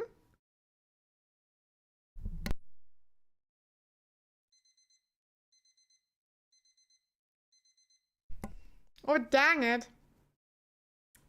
Honestly, though, this game is damn cool. Oh, hold on. Wait, where was we? Where were we? Let's save real quick. Return. Okay. Honestly, I like the game. I wake up to my usual alarm and get ready for the day. It takes a little longer than usual. I didn't sleep well last night. I couldn't stop thinking about what Shaq said yesterday. I brush my teeth and put on my school uniform. To my surprise, I hear a knock at my door. I think for a few moments about who it could be before deciding to just open it and remove the mystery. To my surprise, it's Jax! He leans on the doorframe, grinning his usual confident grin. Rise and shine, Miu, ready to head out? I'm a little flustered as I try to find my words, finishing pulling on my uniform and suddenly very concerned about making sure everything is neat and covered. Oh, yeah, I was just gonna try and pick something up to eat real quick before class. I don't want to be late again. Jax rolls his eyes. Why? It was so funny yesterday. He's still wearing that same confident grin. I giggle awkwardly. Yeah, but I don't want to make a habit of being late. I turn and lock my door while Jax waits for me. Once I'm sure the door is locked up, we start walking to school together.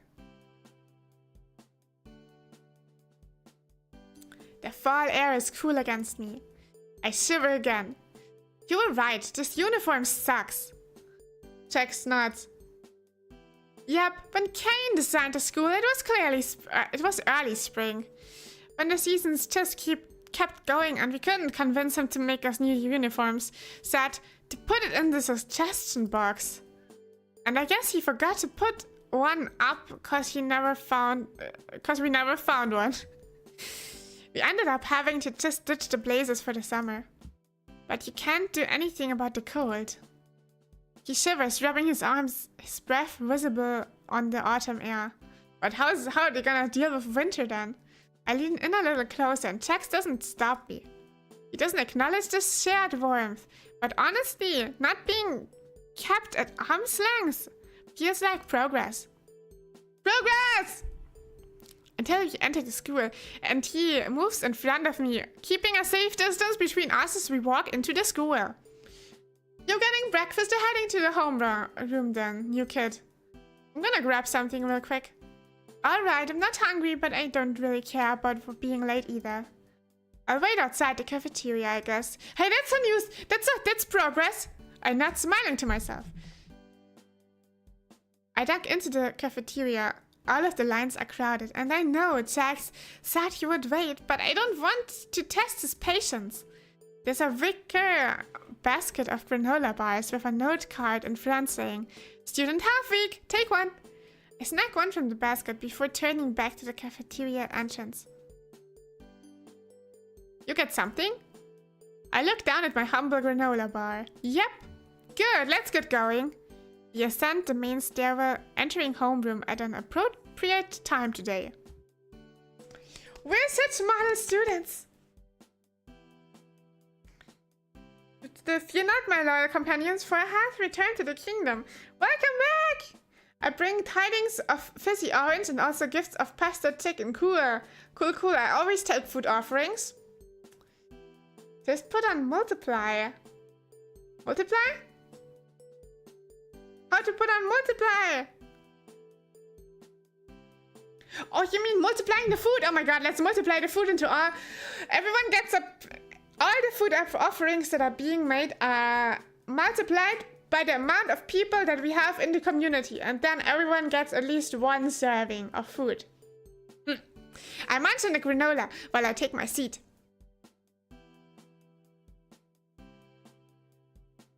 Oh, wait. when you're cold, put on more than one uniform. Oh! That's a smart move, actually. Yeah, that's true. You should do that. Especially with blazers, it's easier. Just put on 2 or something. Hell yeah. Okay, now we know how to deal with winter. I mean, I guess they didn't think that far, like, yet. We shall suggest it to them next time we get an option. We don't really get choices much. It's more like a visual novel, but that's okay. It's fine with me. Jax takes his desk behind me. Huh? I turn to look at Jax. You're sitting behind me today. Jax flashes me a grin. You're so observant today, Miu. He rolls his eyes. What's the problem? Don't trust me? I turn to face the front of class as Mr. Kinger starts his lecture in English. I can't help but feel a little nervous, periodically reaching behind my neck to feel for any gum or something. I guess I still don't trust Jax. Once I finally manage to focus on class, I feel somebody poking my elbow. Looking down, I see a small folded up piece of paper being passed to me from behind. Must be by Jax. I give him a confused look before taking it as discreetly as possible. Why is that so? Why is that so badly drawn? No. Why is the humor so flat? He could have said something way worse, and I would have assumed he would make a real, like, bad joke, like a lot more insulting. But this is like kindergartner sort of humor. This is insane. Unfolding the paper reveals a crudely drawn sketch of Mr. Kinger, a speech bubble over his head that reads blah blah blah. I'm so boring. I still feel a chuckle, adding my own contribution. I've never been really good at art, but I do my best to draw Ragatha. Killjoy! She comes out looking pretty botched. I draw her nose all wrong and end up shading it in black. Her hair looks like a bunch of rectangles exploding out of her head, and I get which side the button is on wrong. But I hope it gets the point across. I add an arrow with the words Killjoy. Just before I hand it back, I add another arrow with the word boring written on it. I pass the note back and Jax quickly swipes it from me. I hear him let out a small exhale through his nose, before the sound of his pencil scratching again. It takes some time before passing the note again. Pretty much right. Incoming. Who is the... Oh, that's Jax. What? Hey, but that drawing is quite good. I mean, the headlights were some... I mean, the angles are good consideration... whatever. I guess we are really unskilled at art in comparison to those two drawings. Dang it! I opened the note. Twice see what he was working on. This time there's a sketch of him in a large truck, heading for the previously drawn sketches. There's a speech bubble coming from the trucks. Yeah, incoming, this is also pretty much right. But sure if that's a compliment or not sure if that's a compliment or not. I start my own contribution when Mr. Kinger walks by my desk. Do you have your homework, Miu? I try to cover up my sketches, but Mr. Kinger sees the paper and quickly snatches it up. This isn't the homework. He eyes it for a moment. Wow, Miu! You're a pretty good artist. Except your Ragatha could use some work. Huh? Mr. Kinger continues taking up the homework and our sketches along with them. Crisis averted? I shoot a relieved look at Jax, who's covering his mouth, trying to hide an amused smirk. Before we can be questioned about it anymore, the lunch bell rings. I love Kinger, he's so chill. I follow Jax out to the nearby stairwell. Wow, that was close. Thank God Mr. Kinger doesn't seem to have all his marbles. I chuckle. Yeah, our teacher has a few screws loose. He traces a circle around his temple as he bobs his head from side to side before continuing. Anyway, listen up, Miu. I have a really good prank idea for today. I perk up. Jax reaches into his blazer pocket and pulls out a little red bottle. I managed to get my hands on this Satan's butthole ghost pepper sauce. Even a few drops of this is supposed to make you taste nothing but fire for a week. For a week? Wow. Where did he even get something like that? I reach for the vial instinctively. Jax pulls it back, holding it far above my head. It wasn't easy to get this meal. He tucks it back into an interior pocket of his blazer. Besides, guess what today is? A Wednesday? It's Mystery Meat Day in the cafeteria. Just a few drops of this little guy on the pot and everybody's mouth will be on fire. Come on, this should be good. He beckons me to follow and I do so without question.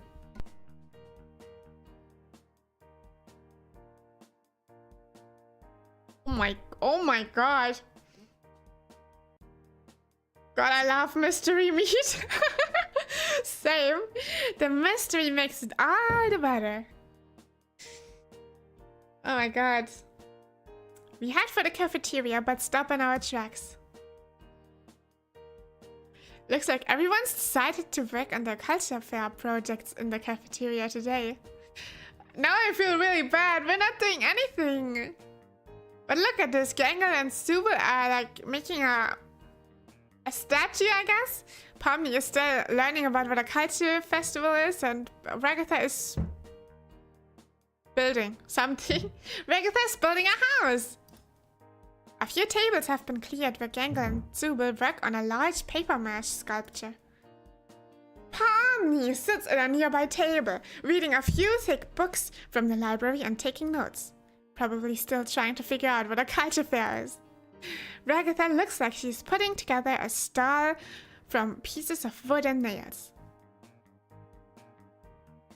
It looks like everyone is in there.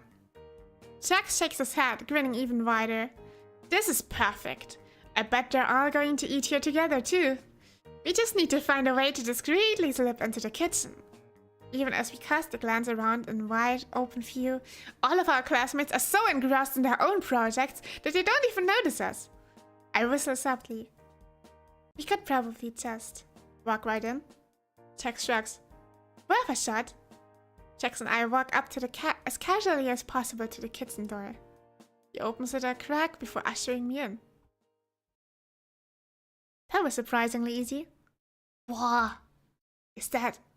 I can barely get the words out. The mystery meat vat! What is that thing? That looks like some oh my god, that looks like some sort of thing from a nuclear plant or something. You know, that's how I imagine it to look like. Some sort of, you know, something, some nuclear waste being in there or something. But it's a mystery meat. Oh my god, terrible, isn't it? He says with a grin. And it comes out of a hose. His face deadens in abject dread at the implications of that yummy. It is usually horse, but horse is good in creatine and protein. Well, I think that mystery meat is a mixture of many mystery meats. I break the awkward silence that falls between us. That sure is a lot of meat. Jax shakes the dread off as he returns to his normal grin. Alright, help me find out how to get in there. Jax's gloved hand scrabbles over the sealed vat for any type of opening. I stand there, just sort of watching for a few minutes as Jax tries and fails to find the opening he's looking for. What the? There's gotta be a valve or something. He grunts as he tries to pry at the door on the side that has been welded shut. How do you open this thing? Maybe there's a pressure relief valve, or some kind of button opens it. I look around the tank underneath, finding some buttons in the lever. Hey, buttons! Jax pushes me aside to access the hidden panel. Let me see that. He stares at the panel for a few moments. Jax starts pushing random buttons. Are you sure that's a good idea? A metallic whirling sound begins as the tank controls seem to come to life. Oh, no, it's letting out the mystery meat! Ah! The hose begins to croak and whip around as thick, brown, sludgy stream of mystery meat comes flowing out. Uh-oh. Turn it off! I scream, panicking as the sludge begins to flow towards us. Right. He tries another button. The host begins to whip around like a snake in its final moments. Molten meat sludge spray all around the room at higher volume than before. Please stop hitting random buttons! I tuck my head under my arm as I duck. We gotta get out of here! Oh my god. Jax and I rush for the door, dodging chats of hot meat juice while we make our desperate escape. Oh my god, it's hot too. That's actually dangerous. It's gonna like brew us or something. We burst out of the door like a bat out of hell. The hose has a mind of its own. The nozzle wedging between the door and the frame, oscillating up and down like it's a living creature. Vile mystery meat sprues from its nozzle in a spiteful deluge of heated horror, coating the guilty and innocent alike in terrible meaty sluts. In terrible meaty sluts! Oh my god! Oh my god! What did we do? Oh my god, Pomni is so done! Pomni is just like, why did I get up today? Holy... Oh my god, this is my favorite moment so far. Oh, I forgot that this is a dating sim. This is just a fan fiction. So much protein. Is this heaven? It must be. Ah, yes, mystery meat. Now everyone is finally getting checked in the circus. Oh my god. Gangle is falling off the ladder, by the way. Hold on, you cannot see it. You can see it fully here. Gangle is falling off the ladder. Oh gosh. Hey, Ragatha uses her stand like her stall is some sort of shield. That's actually quite smart. The sledge flies across Pomni and her books. A thick puddle begins to form on the once pristine table where Subal and Gangle left their art. A thick set of meat slaps onto the ladder Gangle was standing on. The velocity and force behind the ground of meat knocks the ladder over, promptly sending the ribbon character to the ground. She lets out a little yelp, her comedy mask shattering on impact with the ground.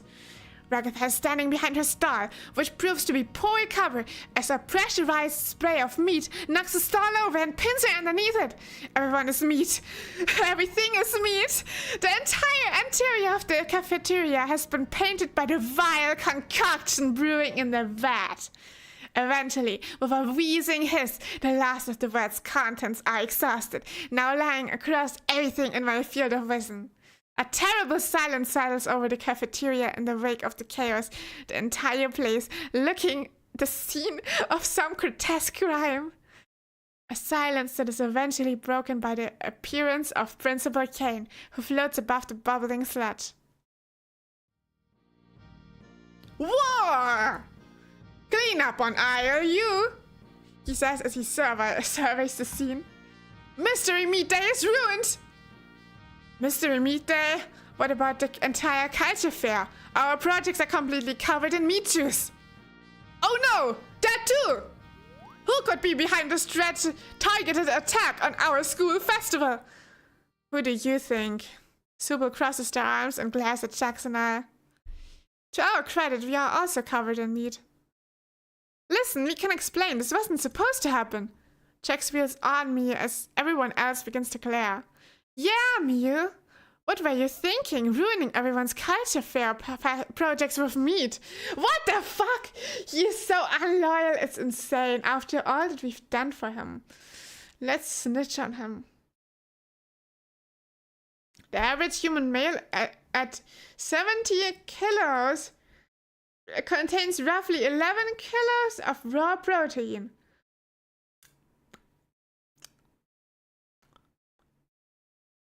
Mystery Meat Day doesn't have to fail, doesn't have to fall out of the plan. Let's do Mystery Meat Day. I think Jax has plenty. Let's eat Jax! Oh my god, let's eat Jax now. You're sick. What? What? I'm very disappointed in you, Miu. I expected better. Principal Kane turns his back on me, shaking his head as he surveys the cafeteria again. Disciplinary action is the only way I can try to correct this little behavioral hiccup. Wait! Before I continue, Principal Kane snaps his fingers and we're transported into his office. Now wait here while I prepare your disciplinary action. He disappears behind a desk for a moment before a massive red slug creature with yellow polka dots slides in, ringing the bell on his desk. Oh my god, it's the Glowing Queen! A bunch of small geometric-shaped creatures with eyes and mouths bounce around outside the office. I'm here to enroll my Cloyinks in classes. All 500 of them! Kane appears from behind the desk, his eyes wide. Wow! Enrolling 500 Cloyinks into classes? That's gonna take a while. Bubble, cancel all my meetings for the rest of the day. On it, boss! He looks a little down as he continues. And cancel my 3 p.m. massage therapy appointment. Oh, my poor Kane! Oh my god, I feel so bad. I feel so bad for him. Kane is so cute. Oh my god, he's the cutest character of all of them. Like all included. Kane is the cutest, for real, for real. I'm gonna give you a massage, Kane, don't you worry. He turns to face me. Wait here, Mew. Kane motions to the giant slug creature. Follow me, this way, your Cloinkiness. He leads the massive slug thing into a back office. Wait, but what about my... I tried to protest, but it's too late. The little geometric shapes bounce around the office, now knocking things down and making general chaos. I wait there. I'm realizing now that since Jax and I had pulled our prank, I hadn't really gotten to eat anything. My stomach growls. I think about ditching, but Bubble hasn't stopped staring at me since I sat down. I'm nervous about what will happen if I try to leave. The time crawls by, minute by agonizing minute. I miss my first afternoon class. Then my second. I start to question if the clock is working right, or if time is really passing at this sluggish of a pace. As the clock ticks down, the last bell for the day rings. I've been sitting for hours. Glowings continue to bounce off of me, and around me, sometimes sticking to my clothes, so I have to pluck them off. Hell can't be much worse than this. All right, thanks for stopping by. We'll be seeing all your precious Glowings in class. I hope not my class. Bye now. Finally, the Glowings all gather around their mother, who carries them out with her in a sort of organized mess. Kane turns to me with a stern face, or as stern as a pair of eyes set into a set of toy teeth can look at least. All right, Mew. Come to my office immediately. I step into Principal Kane's office and sit down. For your disciplinary action. I wait with bated breath. You'll get a written warning. And I'd like you to help your classmates fix up their projects you destroyed this morning. Sound good? I waited hours for that? Yeah, that's fine. All right, off you go then.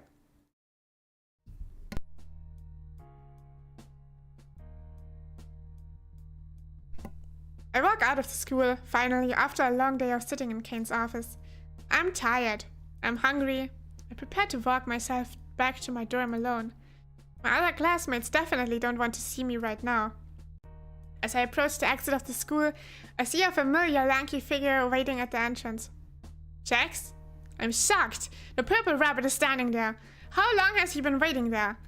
Was he waiting for me? He tilts his head and grins at me. Wow, it took you long enough. I guess it got pretty messy back there. It didn't go exactly the way I wanted to. But it was still pretty funny though. You should have seen everyone's faces. Yeah, it was pretty funny. It wasn't funny, Jax. It really wasn't funny! Dad! Son of a... He could have, not put the blame on us. We could have found, an excuse. What the fuck? I hope nothing important happened. I'm going to start on the fan art. Bye, bye, bye. Mew, scroll up, honor me, and read my joke. What joke? Oh my god. Oh my god, that's too long. An Englishman, a Frenchman, and an Indian are waiting in the maternity ward. All are excited to meet their firstborn and... Oh my god, no, I'm not reading it because... I cannot read it, that's too long, sorry. I'm gonna read it after stream. Have a nice evening. It's a heckin' cute looking monstrosity. Yeah, it is. It's like Mr. Blobby after 3 hits of acid. I like the Glowing Queen. I think the Glowing Queen is a great character. I wish she had more screen time. It wasn't funny. Oh, come on. Don't be so lame. I'm not being lame or boring or whatever else you want to call me. We messed up everyone's culture fair projects that they've been working on all week. The words come spilling out before I can stop them, but I can't honestly say I disagree with anything I'm saying. Or even that it doesn't deserve to be said. Jax rolls his eyes and crosses his arms as I offer my heartfelt rebuke of our actions. Jeez, I didn't think you cared about that stupid festival. He gives me a look of utter ridicule. Maybe I don't, but they clearly do. I curl into myself. Now they probably hate me. Tears flow as freely as my words. I spent hours in the office, missing lunch, missing my classes, and on top of it all, you just let me take the blame for it all. I could deal with everyone hating me, but I at least thought you would be there for me. Roar! Jack's grin curls into a frown of disgust, but I can't stop. I don't know if I care. You weren't there for me. There for you? His voice is venom, bearing down on me with cold, condescending anger. What do you think this is? You think I'm just gonna swoop in and save you every time you need it? He wipes his hands off on his uniform as his expression returns to one of neutrality. You wanted to pull that prank just as much as me. He turns away from me before letting out a short maniacal laugh. You went along with every little thing I told you to do until now.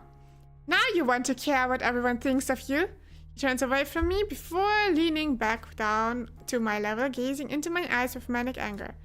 His own voice seems to pitch up as he gets in my face, his pupils dilating into small black squares. Nobody here has ever liked you. He sweeps an arm across his chest. I have to stumble back to avoid being pushed back. It sounds like he's protecting. You spent every moment you're tormenting them with me. He points to his face where a manic grin now matches his eyes and tones. Now you want to pretend you have a moral compass?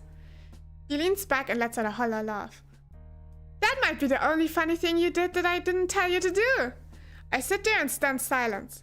Even as I hold back more tears, I have to admit he's right too. I did spend the past 2 days with him pranking people. I thought we were having fun, but today we took it too far. I can't even stand to look at Jax. I turn away, half mumbling my words. I thought you were my friend. Oh my god! Oh my god! Oh my god! The face! That's like the first door in episode 9. You know, if you know, you know. I thought you were my friend. Jack's manic grin falls away from his face as his mouth narrows. His pupils go wide. Somehow this is even scarier than the manic rage I was facing moments ago. No. He says plainly. No? You can't mean that. I push him for a different response. I'm not your friend. My chest goes tight. Why would he say that? How could he say that after everything that's happened between us? It feels like I'm talking to a different person. Walk home alone. Deny his words. Deny. Oh my god, no. Wait. Deny his words. I know you don't mean that. Oh my god. Listen, UV, and listen closely. This is like the scene where he fights with Pomni. I feel like we aren't friends. He stretches out every word before returning to his signature smile. Taking a few deep breaths. Remember, everybody, if Jack says something, it's not true. We were never friends. I was just having a little fun. Clearly you got the wrong impression. Why would you say that? I'm on the verge of tears again. I thought we were getting close. Jack scoffs. Getting close? Are you that deluded, new kid? Then why would you wait for me up before school? And text me at night? And sit by me in classes? It's my turn to be angry. You chose to help me last night. Why would you do all that if you didn't care? Jack shrugs neutrally. You're reading too much into it. I can't even look at him as tears blur my vision. Our shoulders bump as I run past him.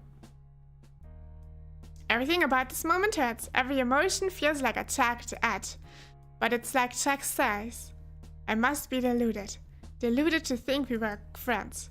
I was alone this entire time, and when others reached out to me or offered me respite, I turned them away. I hear others whispering or casting worried looks my way as I get back to my dorm. I open my stupid plain door to my stupid plain room and throw myself onto the bed. When I finish crying and begin regaining my senses, the first thing I notice is how hungry I am. I lead up door to DoorDash to see that the only open restaurant is some fast food place called Spazius. I load up their menu. Looks like all they have available is something called the Stupid Burger. What the hell is that? Sounds kind of weird.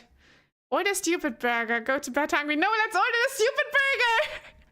It's really my only choice for food at the moment. Oh my god, we're getting drunk. We're getting drunk right now. Oh my god, we just turned everyone away from us. Then we fought with sharks, the only one that we got close to, and now we're getting drunk. What is this game? I love it. Oh my god. Don't be lame, says Mister. On time to class. Yeah, that nerd should be quiet. That nerd can go back to reading his stupid books in his stupid classroom on his stupid starting time. Just hit him with, that's not up to you, buddy. She's gonna abstract. Yeah, we're gonna abstract it now. Oh my god. Whatever it is, I just ordered it. I will wait the delivery as my stomach grumbles even louder. It takes surprisingly little time for it to get to my room. There's a knock on the door. I open it to my delivery guy. A red mannequin-looking character holds my food in his hands. Order for... Disappearing guy! I love this guy so much. Oh my god, my favorite scene of Disappearing Guy is when he sings the American national anthem. Even better scene, like fitting for today, since it's Independence Day. Oh, say. But he was really slaying that. He can sing. Hey, yo! Oh my god. I stumble forward, catching my food moments before it splats against the ground and makes eating that much messier. That was strange. Still, at this point, I'm learning to simply not question the way things work at the school.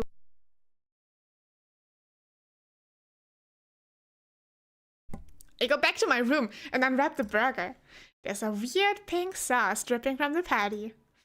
Huh, that must be what makes it stupid, I guess. My stomach rumbles again to remind me that I'm too ravenous to even think about another decision. I take a big bite of the burger. Another, and another, and another, and another. Before I know it, I've completely eaten it up. I attempt to get up, and then suddenly, the room starts spinning, and stretching, and just sort of moving. And this is weird. Everything is so funny. The room is funny. My bed is funny. Wow, that was a really good burger. Suddenly I hear another knock on the door. 1 second. I shout a little louder than I mean to. I try to regain my balance and pick myself up off the floor. But it's no fair, cause the room is still spinning. Come on, room, stop spinning. Another knock at the door. Oh, fuck. Let yourself in. I'm now close to the door and the room isn't slowing down anytime soon. Lying down on the cool, welcoming floor seems like the right move. Luckily, I must have forgotten to lock up after getting my food, cause my favorite bunny walks into the room.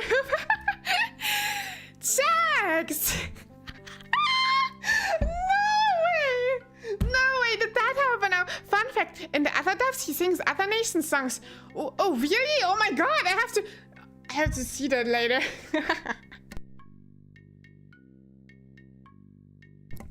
Wait, weren't we not friends? We were not friends. He regards me with a skeptically raised eyebrow. Are bunnies supposed to have eyebrows? He sighs. Miu, what the heck have you gotten into? He's so tall, I barely come up to his ankle. Or is that because I'm on the ground? Tall bunny alert! Tall bunny spotted! I laugh. You get taller or something. I hiccup. I tilt my head to the side to get a better look at him. He looks annoyed, but concerned? Is my taxi boy worried about me? Sit up, are you drunk or something? Drunk? No way, you're drunk, you... The words don't come.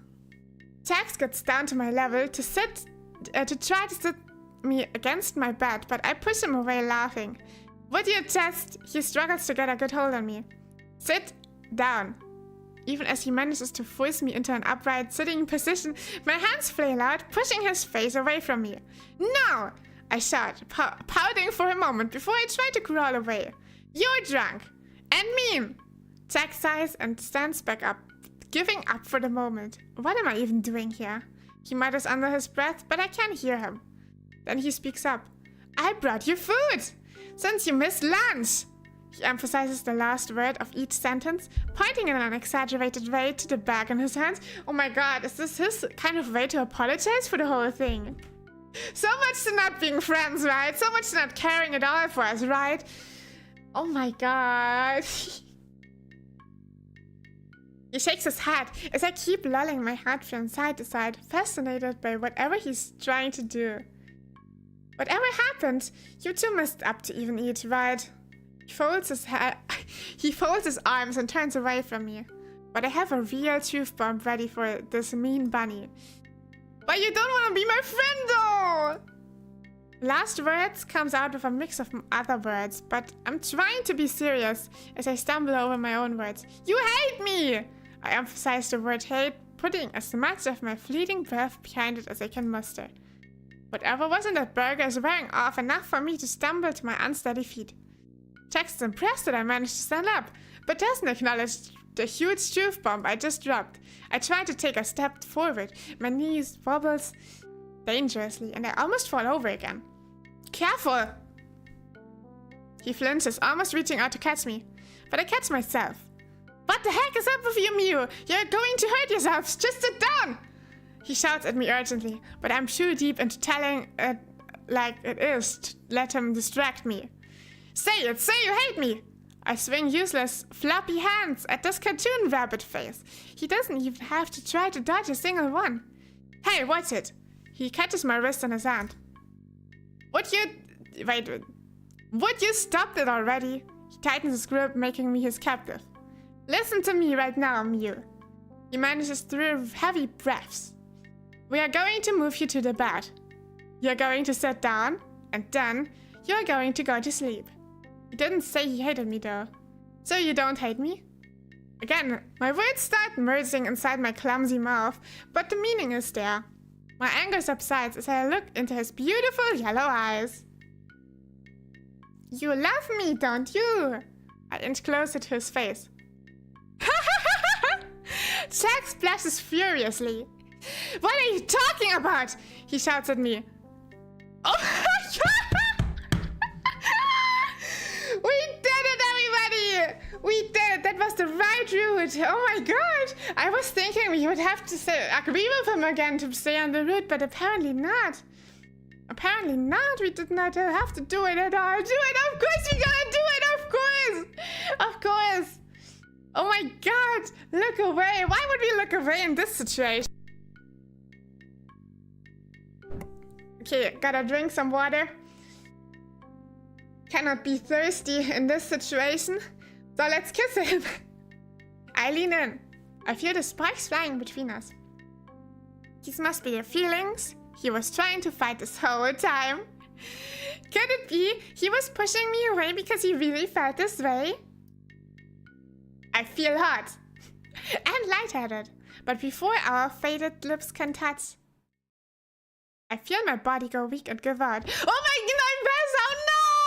No, that was our chance!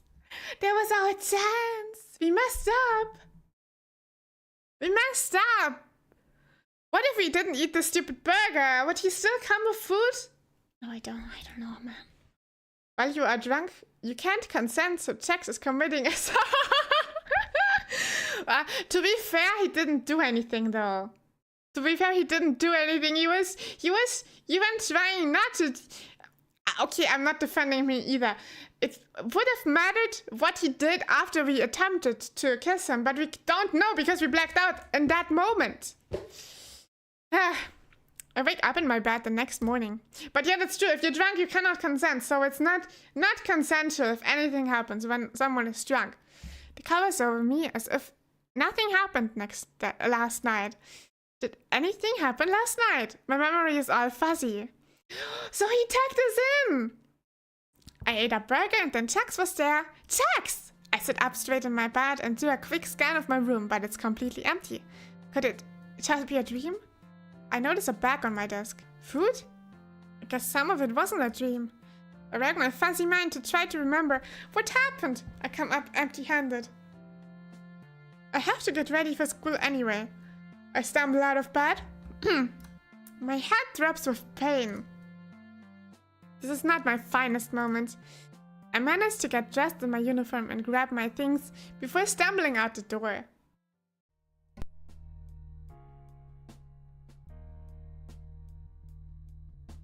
Approaching the school, it seems like every other student is coupled up with another one, chatting away as they head to the class for the day.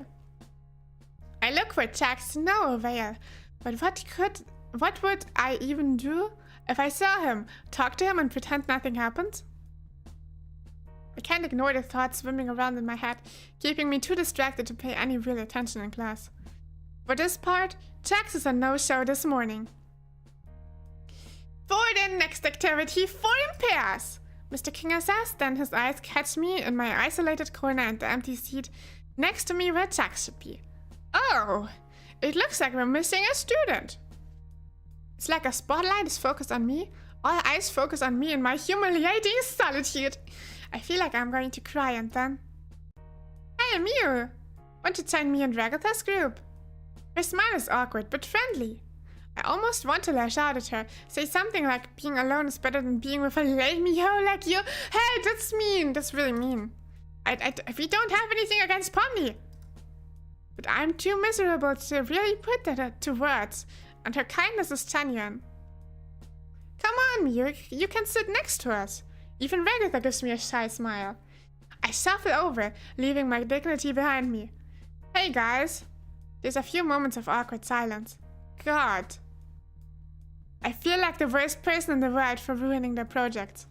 Hey Mew, how you doing? You seem kind of off today. She trails off, giving me another awkward smile. Huh? Oh, sorry. Did something happen between you and Jax? Ragatha shoots her a look. Pomni! Then she fixes me with a gentle look.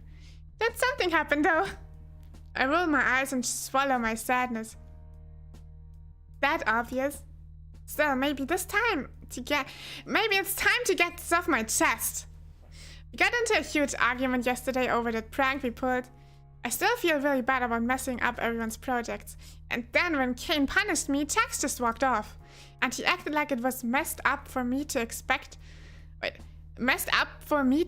him to share the blame with me. We were both upset and said a lot of things. And I just wish I hadn't told him how mad he made me. Pomni puts her hand on my arm. That's not fair to you, Mew. You're allowed to be upset and talk about things with your friends. Ragatha nods. Jax isn't the kind of person to really talk about this kind of feelings with. She seems to almost be speaking to herself, looking into the distance. Pomni shoots her a look before continuing. You sort of puts up walls with this kind of stuff. Why? Has he really not made any friends with anyone in the school? He used to have friends here. He did? Ragatha has my full attention. It was... She paused a moment, rubbing her forearm. A while ago. Oh my god! No! No! I cannot look at this. Why? This is like PTSD coming back up. Pull an epic prank and tell Pomni that Cosmo was a way better Oh my god! Yeah, oh my god, it would be even more confusing since we didn't know Cosmo. What happened to them though? Did they also abstract, or is there some other way they got rid of, like, maybe sent off to school? Back then we were all friends. Cosmo and Ribbit were his closest friends though. They really brought everyone together.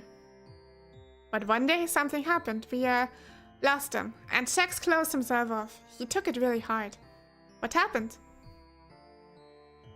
Ragatha and Pomni exchange a look before Ragatha leans in, whispering under her breath, out of school suspension. Is this supposed to be scary or sad or something? So I guess that's why Jax is the way he is. He just doesn't want to get hurt again. I understand. At least I think I do. If it makes you feel any better, him not being here is kind of a good sign. How is him avoiding me a good sign? Well, he cared enough that he had to take some time off. Jax likes to run away from his feelings, so whatever happened, it affected him enough to skip class today. The cogs in my head start turning. Is everything she said true? All that we did together? Getting trapped in the supply closet, pulling that prank, all the awkward pauses, where it felt like we were both holding back. So something was there. So what? You think I should go after him? Pomni ponders for a moment before peering over at our teacher. Well, someone once told me, the worst thing you can do is make someone think they're not wanted or loved. Oh my god, this is so horrible. This feels like Pomni after the events of episode 9. If you know, you know. But like, Pomni should have known that back then and avoid further problems with Jax. Anyway, I'm not gonna spoil anything, but oh, that was the worst episode. Oh. She looks back at me. I think it's worth a shot to try and patch things up with him. Yeah, before he's gonna do something bad. I stand up suddenly, surprising the two girls in front of me. You're right. He needs me right now. Thanks, Pomni. I sprint out of class, even as Ragatha and Pomni looked on, shocked. For his part, Mr. Kinger looks too confused to tell me to sit back down as I leave the classroom. He doesn't care, dude.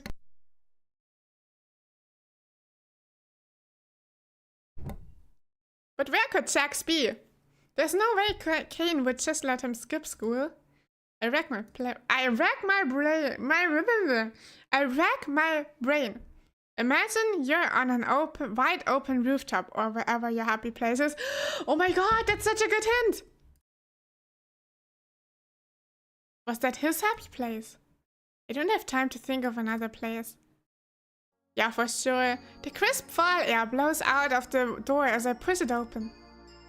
Jax is there, looking out at the view. He turns to face me. Jax, I know you don't see me as your friend and that's okay. But I always think of you as my friend, and just like I can't make you like me, you can't make me not like you. We're so clingy. I called out to him. Bro abstracted. He didn't abstract yet. But I wonder what would have happened if we didn't pick that option to meet him, you know? Or like, avoided him? Did we even get an option? I don't think so. But imagine we didn't. Would he have abstracted then? Jumped off the rooftop or something? Holy hell no. Hell no. Good thing we went after. As much as you push me away and try to make me hate you, I won't do it. I'll always come back. You know why? You know why? Because I'm purple. I'm purple. I'm purple too. And people that are purple always come back. Even if you think I'm just crazy, I'll never stop trying to be your friend. So no matter what you do or say, you won't get rid of me, Jax. For better or worse, I'm here to stay. He gives me a confused look. That got kinda creepy there at the end. His characteristic smile returns to his face. But if you're that obsessed with me, I guess I'm really stuck with you. He sounds kind of relieved. He walks over to me, putting a gloved hand on the top of my head. Stalker. He smirks down at me. I smile back up at him, blushing a little. Will things go back to normal now? So, Jax, the tall purple rabbit looks at me. Yeah? I can't remember everything that happened last night. I ordered some kind of burger and you were there and nothing happened. He interrupts me, putting a gloved hand over my mouth. I managed despite his attempts to silence me. Mewpulda, it's not up to you to Jax. Trying not to be friends for real. Does this count as an Uno reverse card? I feel like we kinda Uno reversed him. You ate a bad burger, he says, pulling his hand away from my mouth. Why do I remember you there? So many questions. You were just making an annoying amount of noise, so went over to tell you to knock it off and then...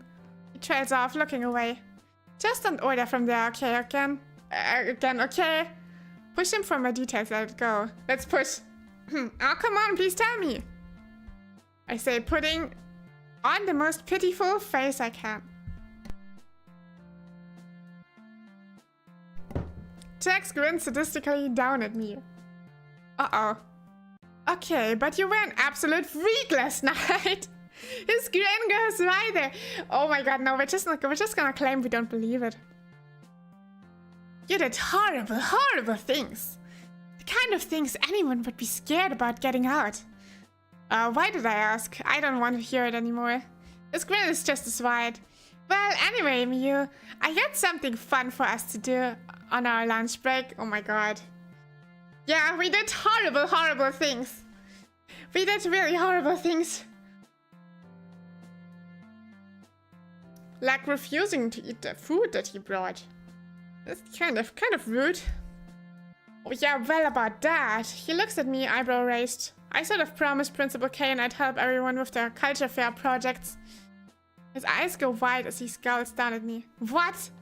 Yeah, it was part of the disciplinary action for the prank yesterday. Crosses his arms. I don't want to do that. Well, it's not like you got punished yesterday. You can just meet me after school. Jax is already shaking his head. You're seriously going to pour your heart out to me and then ditch me for those losers? You could always come with me, I say, putting on my most pathetic face. Jax rolls his eyes with a sour expression. Alright, let's get it over with so Kane gets off your back and we can have some real fun. Our first stop is Pomni in the library. She spies us as we enter the library, making frustrated noises as she sorts among the books to recover her notes from yesterday. Pomni! She turns to face me with a tired sigh. Hey! She puts on an unconvincing happy face. What brings you to here? We're here to help! In any case, we can. Sorry about the whole meat thing. Pomni turns to Jax. You're really gonna help, Jax? Jax gives me a dirty look. Yeah, whatever Miu says. Well, I've been looking all day for Culture Festival books. I have no idea who organized these shelves though, or how they were organized by them. I don't even know if I can find any new books after what happened yesterday. We'll find some. Least I can do after she helped me go find Jax. We all start searching for books about culture festivals. Some of us Jax less enthusiastically than others. One shelf is devoted to corn recipes, and corn byproducts. Oh my god! Kane loves torturing now.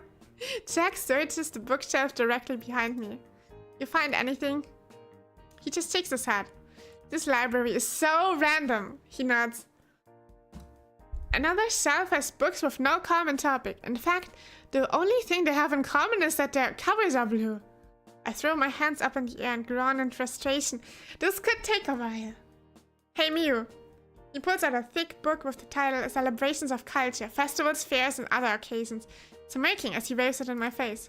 Where the heck was that? Jax shrugs. Between a birdwatching book called A Beginner's Guide to Vultures and a book about dry multure lore. Oh my god, Jax, it's so big! What are you two doing over there? You gotta show Pomni. What? I don't need to see. Oh my god, no! No! No way, Pomni, no! Oh my god, no! Pomni, don't... You shouldn't have assumed that. Now we both look foolish.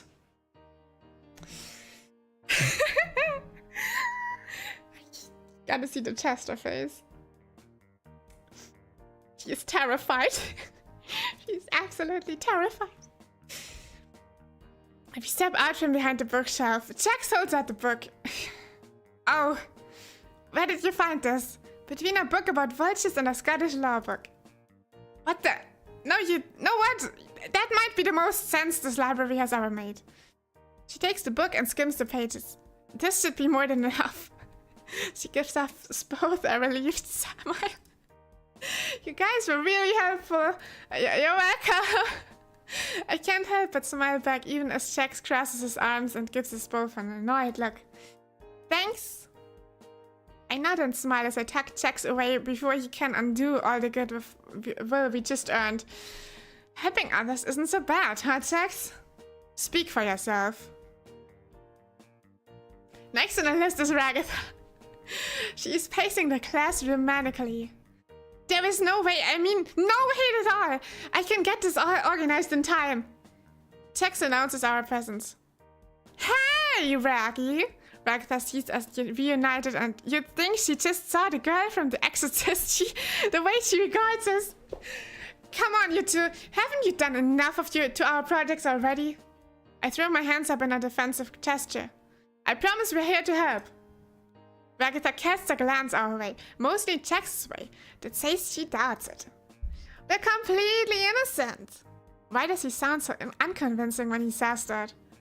Why are you saying it like that? I don't know. I elbow Jax's gut, which has him doubling over. I appreciate the thought, but I'm good. Says harshly, turning back to her clipboard. Come on, Ragatha. I have to do this as a part of my punishment from yesterday, or Kane is gonna punish me. We'll do whatever we can to help. She gives us a dubious look, but relents. Well, if you have to, and if Kane is going to punish you if you don't, I guess I can give you something to work on. How about... Looks around. Oh, how about you two work on the info stall? Just putting it together? I have a few other things I need to do, so can I trust you to do it? She motions to a series of wooden boards, staplers, and nails. Let me know if you need anything else, okay? She casts one last vaguely distrustful glance at us before departing. Jax rolls his eyes when the door shuts behind her. What's her problem? He grins at me. I respond by starting to see how the stall is supposed to fit together, eyeing the best place to put the screws. Come on, you're really putting that thing together? I roll my eyes in response. The sooner I start, the sooner I'm done. Jax picks up a hammer and hefts it in his hands with a wicked grin. Or we could just use this to break Gangle's mask. Jax! He rolls his eyes and gives an exaggerated sigh. I keep trying to fit pieces together, applying a liberal amount of staples and nails. Sometimes when I ask for a tool, Jax hands it to me, but he does as little as he can without ignoring me. Still, it's better than the no help at all I was expecting. I take a step back and look at my handiwork. It definitely looks like a stall. I test some of the supports. Seems steady. It looks like we're good here. You know what this could use? I sigh, already knowing the answer. A centipede! Oh my god! Just as he says that, Ragatha walks in, her eyes go wide at Jax's word. What centipede? Well, Mew and I were... I elbow him again. Nothing. Jax and I are finished here, Del. If you think this is good. Jax mutters something rude at me while Ragatha inspects the stall. Good job, you two. There's a hint of surprise in her voice. Thanks, Mew. Then, as an afterthought, and you too, Jax. She collects herself, beaming with gratitude. If you guys have more time, I have a lot more I could use help with. So it has been fun, Ragatha. Catch you later. He grabs my wrist and pulls me out of the room before Ragatha can protest.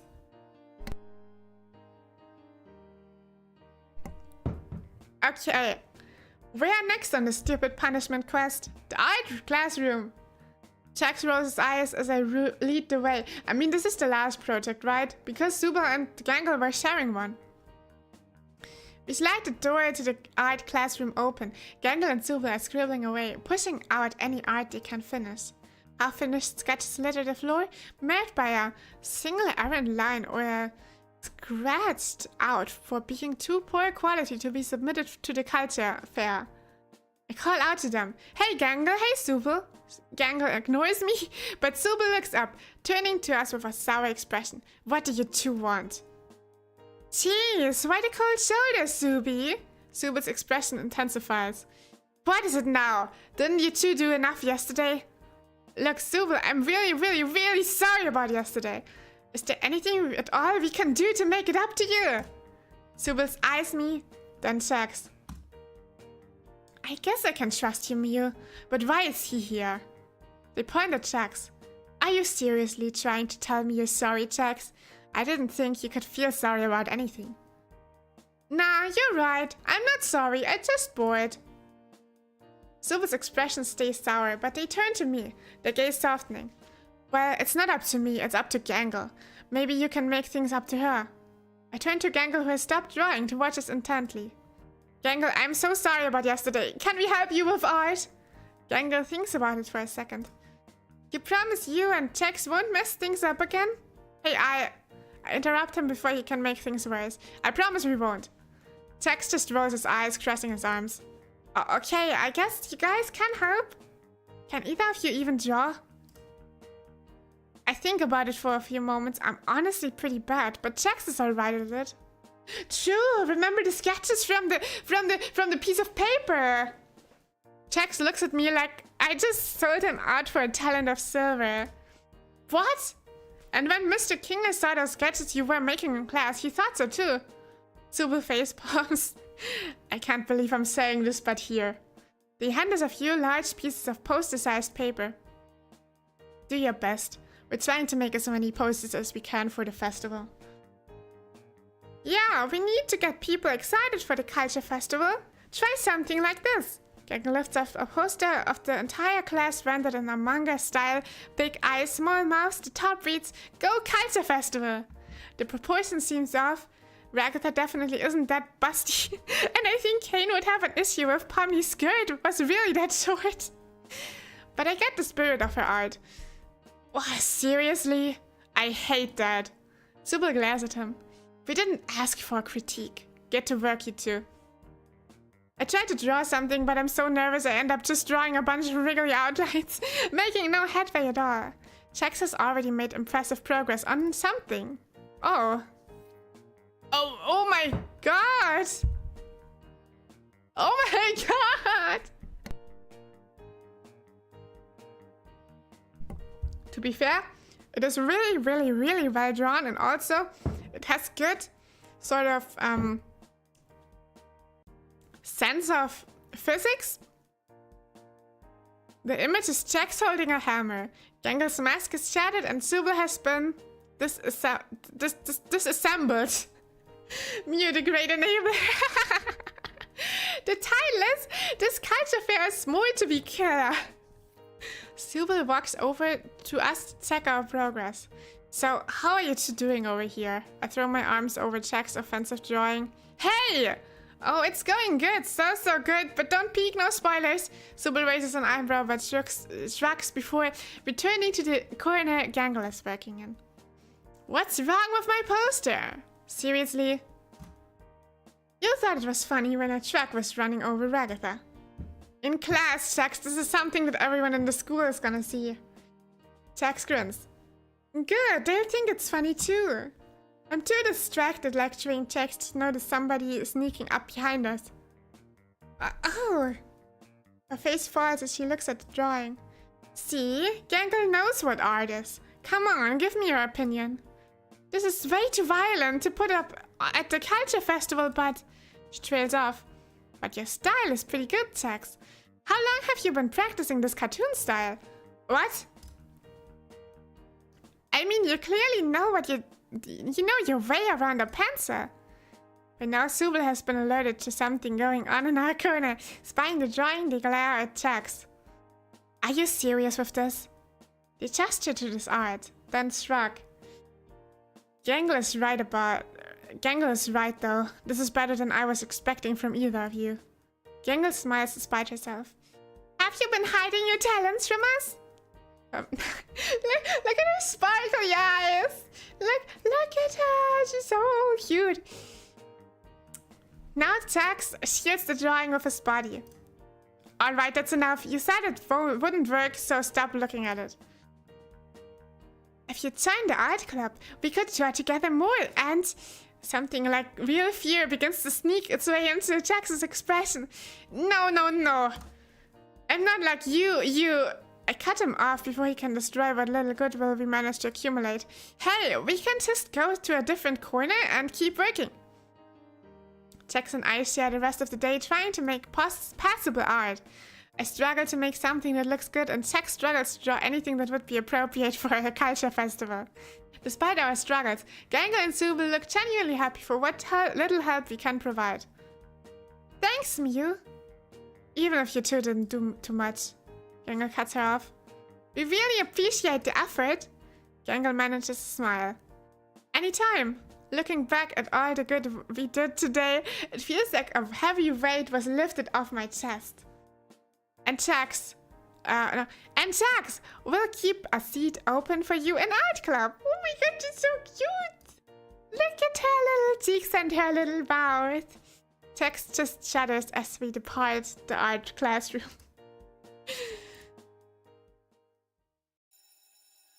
Just as we step out, the bell to dismiss class rings. When we're out of earshot of everyone, Jax sighs, sagging. That was exhausting.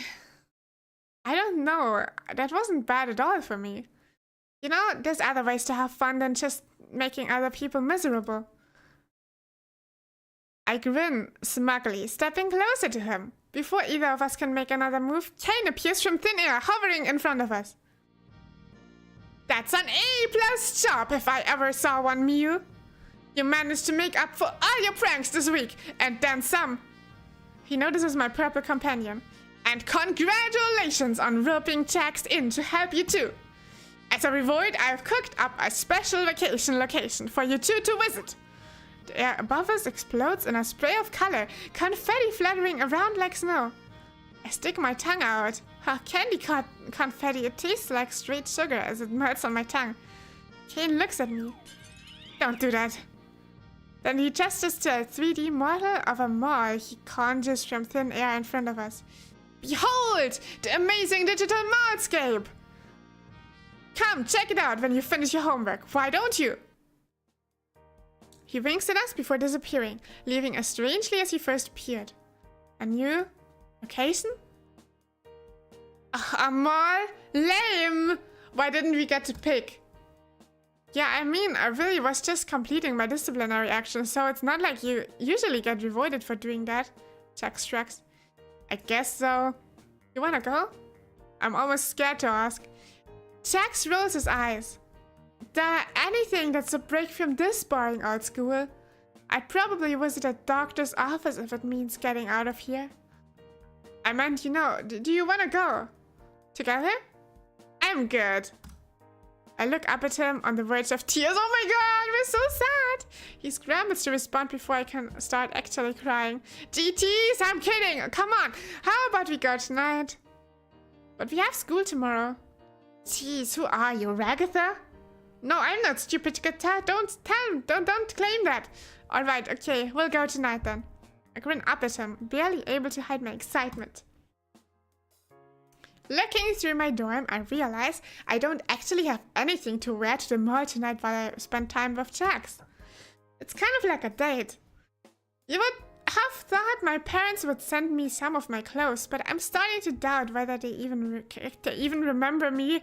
As I reluctantly pull on fresh uniform, I silently hope there will be a clothes shop so I can pick out something new. But do we have money in the first place? I head out of my dorm with a sigh of resignation as I make my way to the mall using the Wacky Maps app on my Wacky Watch. So it was useful after all. Good thing we got that sponsorship. Make a left right here. There's only one voice, and try as it might, it can't be disabled. In fact, the voice can't be dialed below max volume on the Wacky Watch. Best I can manage is pressing an apologetic hand over it as Principal Caine's muffled voice barks out directions from it. In a half mile, make a right. I'm relieved when I finally get there. The mall is large. It's a few stories tall with a big glass roof. As I enter, I see a few glowing storefronts and some furniture set out in a sort of lounge area. A facepalm as I realize I never asked Jax exactly when the mall we should meet up. I tap my Wacky Watch. No messages from Jax. Just as I sit down on the bench to collect my thoughts, a familiar voice calls out to me. Yo, Miu! Hey, Jax! He's already wearing a new set of clothes. He looks so cool. Nice fit, Jax! He looks, this is a kind of street style, isn't it? I just had this lying around. He was dressing up. He was dressing up. No way would he have put on a necklace otherwise. His words may be humble, but his confident posture betrays how much he liked the compliment. He casts a mildly disapproving glance my way. So, why are you just wearing your school uniform? I blush. He tilts his head with a sardonic grin. Don't tell me you didn't have anything else. Gulp, I nod. That's so lame. Can't believe Kane didn't even give you an alternate wardrobe. Well, you know, we're at a mall anyways. Can we just go pick something up? His grin widens at my embarrassment before diffusing the tension by ruffling my hair. Sure thing. Where you wanna go, Miyu? A spicy subject, trendsetters, or her ladyship's enigma? What the heck are those kind of names? Chat, you decide. I'm for you. I don't know what her ladyship's enigmas means. Is trendsetters probably the most normal?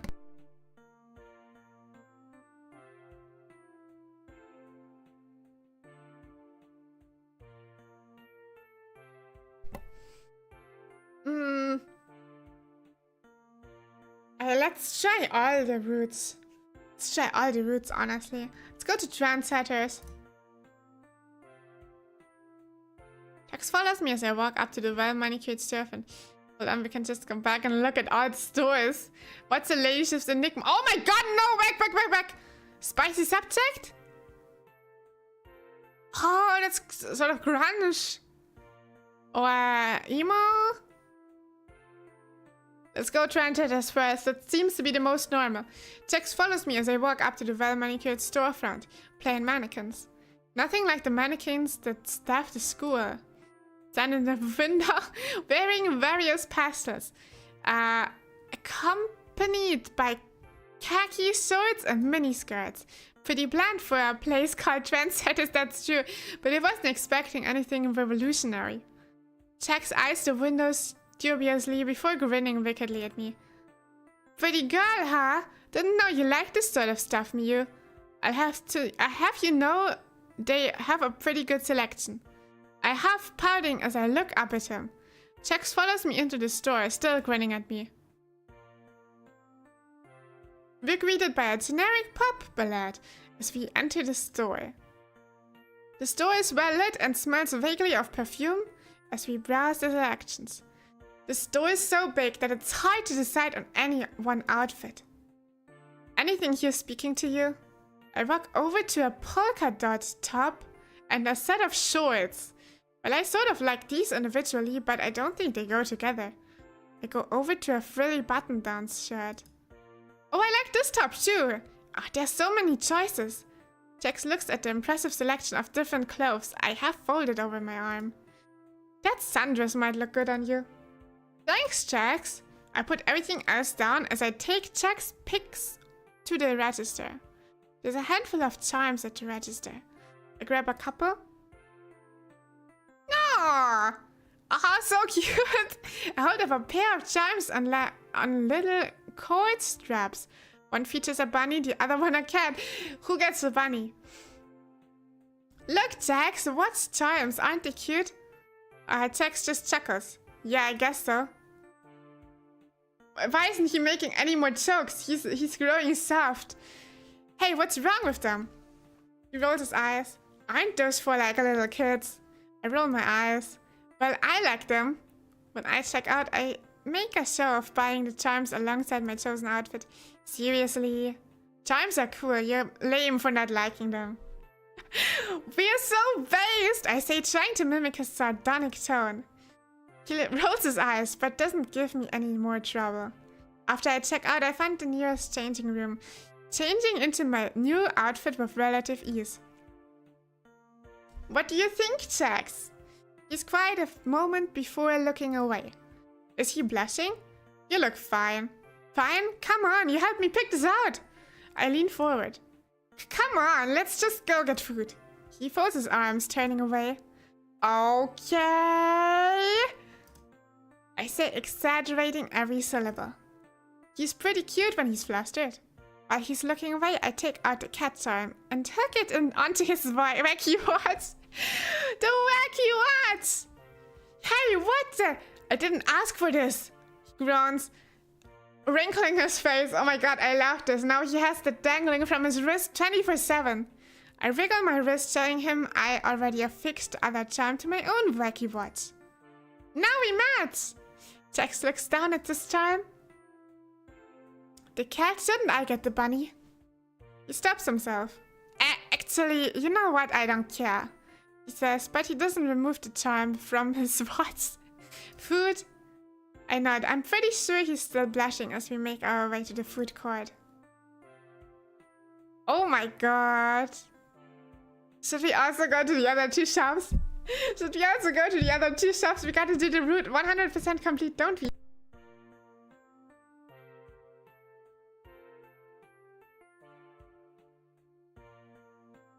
I want to see what happens at the other shops. Her ladyship enigmas means you, your ladyship secrets and mysteries. Oh, enigmas. I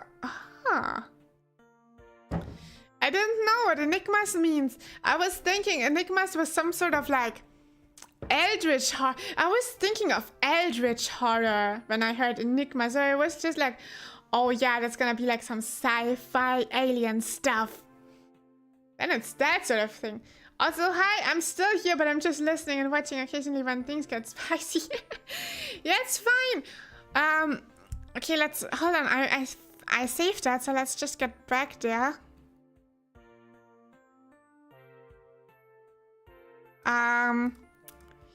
Faded fluorescent buzzing from the red sign above the store. An impressive array of band shirts and black clothes filled the display window. Wow, so you're the edgy sort, huh? Didn't expect that. Oh, I'm full of surprises. I grin playfully at Jax, who rolls his eyes. Whatever you say. He seems skeptical, but the smile doesn't leave his face as we walk in. Benjamin. Tax evasion! You are so cheesy. Oh, you're intangible hatred. Ah, yes. Who doesn't know the good old storefront featuring hatred? And Benjamin. Punk rock and alternative music plays from the speaker. There's an entire wall devoted to silver piercings. Jax picks up a belt from a shelf. Wow, I think this might be more stats than belt. I find a black jeans jacket with tears on the arms on a rack and check the tag. Perfect, it's my size. I pull it out, holding it in front of me. What about this, Jax? He regards me for a moment. That's pretty intense. It's hard to tell from his tone or face if he means that as a good or bad thing. To play it safe, I put it back on the rack and keep searching for an outfit. Jax has found the band shirts section. He holds up a shirt with a picture of the band Diminishing. The lead singer, Amelia Adam, is wearing so much foundation, she looks like a ghost. You listen to these bands? I'm not excited. Oh yeah, I'm still super into our alchemical romantics and somnolescent with singers. I used to be into brainless self-satisfaction, but they're sort of problematic these days. Oh yeah, I heard about that. He picks up another shirt. Wow, Anna Lockhead. Didn't expect to see a classic like them here. My eyes light up. I love Anna Lockhead. Jack's interest seems piqued, but he plays it cool. Yeah, they have some good songs. I didn't know you were a fan too. Well, I guess I'm full of surprises too.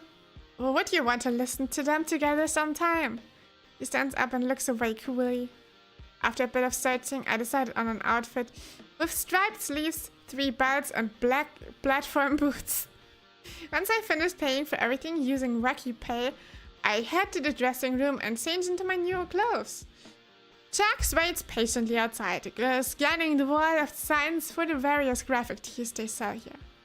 After finishing changing, I open the door. So how do I look? He scans me up and down before giving me a grin. Pretty cool. I can't help but blush. So what do we do now? Jax shrugs. I don't know. My mind races. That grin he gave me isn't helping me keep my thoughts clear at all. Finally, I think of something. Food court! Food! Food! I would say that. Jax cocks an eyebrow. What? You wanna get some? He still looks confused. Ah, stupid Mew. Say it all together. You wanna get some food together? Jax nods with a smile. Sounds good, Mew. That's how you do it. Okay. I saved that route too. Back. Now the last route.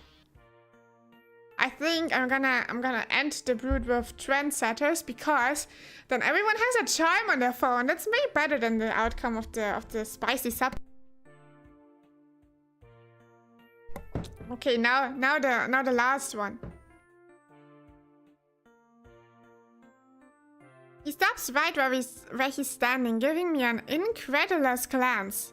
What the heck are we doing in here for? He turns away from me, blushing as he sees the mannequins in the window wearing laundry. I wanna buy an outfit from here? He cocks an eyebrow. I roll my eyes. They sell normal clothes too, you know. People are gonna look at me funny if I go in there. I'm good out here. Funny bunny. I laugh at his brutishness. Wow, Jack's scared of seeing a little skin on a mannequin. Hey, that's not... I mean, it's just... He throws his hands up. I can't believe I'm going along with this. There is not a single normal item there. He follows me into the store, eyeing every mannequin with visible discomfort. His cocky facade is cracking under how awkward he feels. I'm too busy looking at clothes to savor how funny it is to see Jax out of his game. There's some hoodies and sports clothes. What do you think of this hoodie? I hold up a pink hoodie with the words, "I'm not bad, I was just born this way," embroidered on it in golden cursive script. That's so basic. Jax barely looks at it. Yeah, perfect. Can we just go? I give him a sour look before I go back to browsing. I eventually pick out a tracksuit with a fitted tee and make my way to the register. As I check out, I notice Jax staring at one of the more scantily clad mannequins, his face beet red. He catches me watching him and looks away. Ha, cute. What? What? Oop, I didn't mean to say the last part out loud. What do you mean, what? I asked you first. The lady at the register hands me my receipt and clothes. Oh, look at you. Look at that. Time to get changed. Jax squints at me. I dunk into a dressing room before he can force me to address my snafu. After only a few moments, Jax hammers on the door. You done yet? Just a minute. I'm fast at changing, but not that fast. After another few minutes, I let the door swing open. He isn't very patient now, is he? The shirt is tight. He should have picked some clothes for himself. That's why he was so uncomfortable and staring at it. He probably wanted it for himself. The shirt is tight in all the right places. The track pants cling to my lower half with the words "Grand" embroidered across the seat. That's so cringe. What the heck? So what do you think? Perfect, he says with a flat face, grabbing my wrist as he pulls us both out of the store.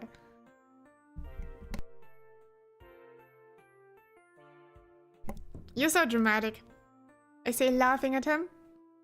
Whatever. He crosses his arms. Can we just get food already? Oh my god, that was the weirdest one. Okay, we go back to the history load. I think it was that one. Yep. Where are you getting food?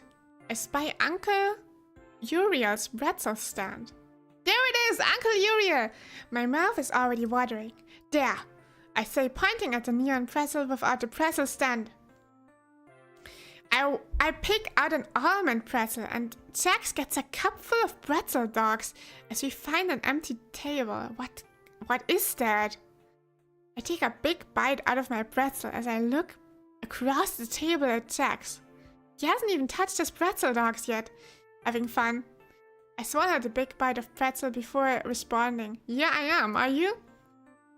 I know we haven't pulled a prank on anything all day, but I just like spending time with you. Before I can demand a response, Jack stuffs a few pretzel dogs in his mouth, thinking a bit before responding.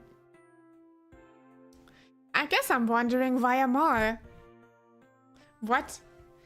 Kane can make like anything, I'm pretty sure. Why make a mall is the new location? I shrug, taking a bite of my pretzel. I don't know. He said it was for us. Maybe it's supposed to be educational or something. Jax rolls his eyes. What's educational about a mall? It's just mindless. You walk around, you look at stuff, maybe buy something and walk out. But there's pretty much always something for everyone at the mall. I say, swallowing my bite of pretzel. What are you into? Jax spends a moment thinking before grinning. Violence! Oh, right. Where could I find something like that at a mall? Got it! I grab his arm as I stuff the last of my pretzel into my mouth, dragging him into a dark part of the mall. Various multicolored lights flash from a game cabinets. The arcade!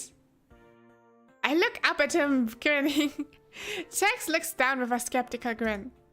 You really want to see me let loose here and here? I nod. He cracks his knuckles. Alright, don't say I didn't warn you. Prepare to get your butt handed to you at every game here. I smirk back. Oh yeah, I'd like to see you try. He doesn't know who he's facing. He's trying to win against Miu the gamer. True to his word, Jax humbled me in every game we played. But that was just bad luck. That wasn't a skill issue.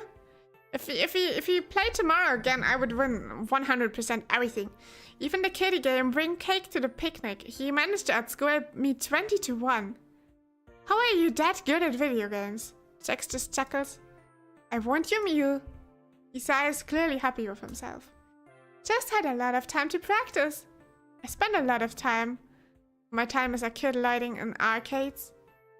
That might be the first thing he told me about himself. I'm stunned for a moment that he's so open with me.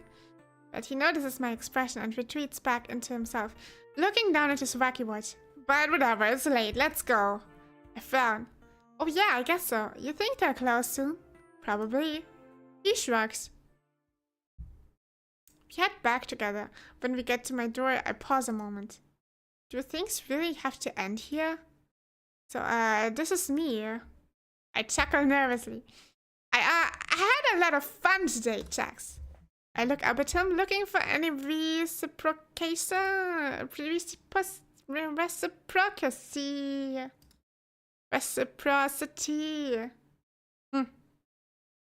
Nope, just stone face, Jax. There's an awkward pause. For a few moments, I think he's just going to ignore me, and then... Miu. His tone is severe. Yes, Jax? He turns his gaze from me. How did you know? How did I know what? How did you know where to look for me today?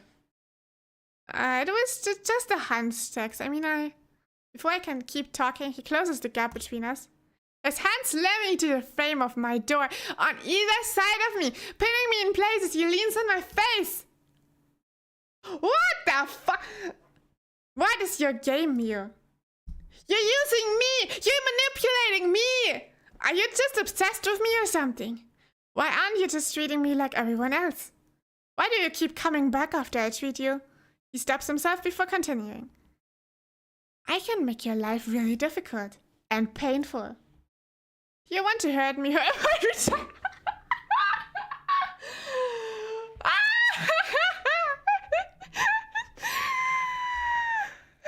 Hurt me, Jax. He shakes his head, laughing manically. What the heck is wrong with you? His fist slams into the door behind me. He eventually relents, turning away from me again. Look, Miu, people who try to get close to me, people who want to get close to me, they just end up getting hurt. He gives me a tired half smile. Just walk away, leave me alone. He turns away from me, leaving for his storm. Jax! I call out to him from the balcony, but my words fall on deaf ears as he turns his key in his door. I'm going to be here. I'm going to be there tomorrow at the culture fair. He pulls the door open. I want to go with you. He slams the door behind himself without responding. I stand in the empty dorm hallway. Everything with Jax is such a roller coaster. Even today, he has finally opened up to me. We picked out clothes, ate pretzels, and when we got back to the dorms, he just shut me out again, and he didn't even hurt me. For every step forward I take, I feel like Jax takes 3 steps back. I sigh as I unlock my door, frustrated. Is the fight for this relationship, whatever it ends up being, going to be one-sided the entire time? Does he even want to be part of this? Does he feel for me the way I feel for him? But today was fun. None of these immature outbursts will take that from me, no matter how much he pushes me away. Tomorrow will have to be the moment of truth, no matter what it means for me. For us. I close my eyes and settle into an uneasy sleep. Oh my god. Oh my god, lol. It's not up to you, buddy. It works again, it works again, it works all the time. Holy. The day of the culture fair has arrived. I slip on my uniform and stand in front of the mirror. Today is the day. I steal myself for the culture fair. And seeing Jax again. In all my unease last night, I did a lot of thinking. I need to tell Jax how I feel. All this back and forth between us. Him pushing me away, me pushing him back. It's too much for me to handle. Maybe I should just be honest with him. That way he can at least make progress. Wow, there's a lot of decoration. Ooh, a culture festival. Gangle and Subal are at their assigned art stands, mingling with the students walking past and admiring the art. Despite the meat incidents, they were able to pull off a half-decent art display. Hamni is giving some presentations on a stage in the auditorium, and I can even see Ragatha bustling about, making sure everything runs smoothly. I look around still, but no sign of Jax. Maybe he's really not going to show up today. Maybe he really meant what he said last night. My mind swirls with anxiety before suddenly it goes dark. Huh? 2 gloved hands cover my eyes from behind. Guess who? My heart jumps, my anxiety melts away at hearing his voice. Jax!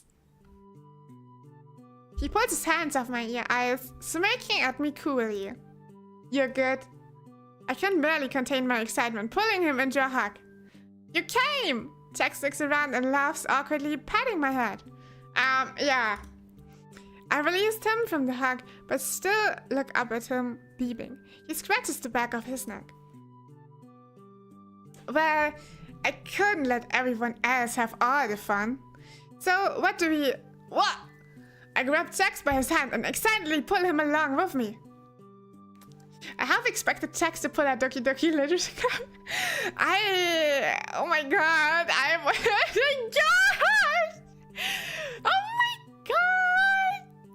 Oh my god! I was about to ask if Jax or Gangle do that. Oh, dang it.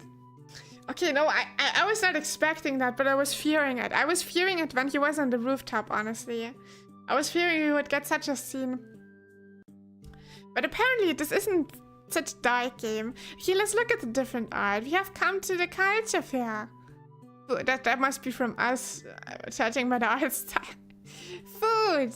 That must also be from us. Oh, in it, spied in it. Culture festival. Oh, how cute with Pomni. What else is there? You know, this is the best piece of art. We stop by the art booths. Gangle is happily talking to customers as it looks like some of her art is selling. We approach the booth. Miu! And Jax? She drags his name, her tone cautious but also seemingly confused. Hi Gangle, your art looks nice! I say, eyeing a picture of what looks like Jax's mermaid dress. I have to come back for that. Hey, is that? Jax points up to a familiar piece of art hanging on the back of the stall.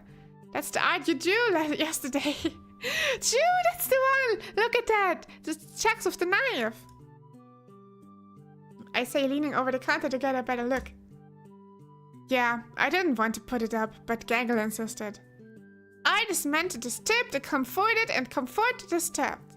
She says, raising her ribbons. Oh my god, she's so cute. Oh. I think that does the job.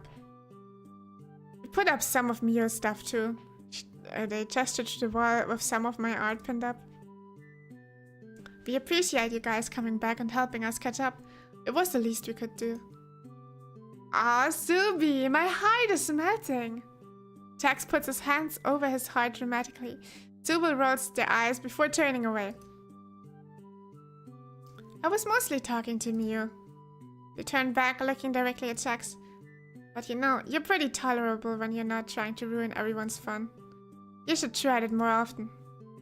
With that, Zubul turns away and returns to the stall. But you guys gonna buy something? There's a line forming. Oh, sorry. Dang it, we needed that made Jax dress picture. Jax overslept, you slowly opened the door. Distracted. That is the end of everything. You slowly open the door now. No. When you hear that sentence, you turn away and run. You turn off your computer, you drag away the power outlet, you plugged it out of the power socket, the outlet, and then you throw your PC out of the window, and then you throw a fat cat after it, so it will completely smash the PC that was thrown out of the window, so you won't have to see what happens behind the door you slowly opened.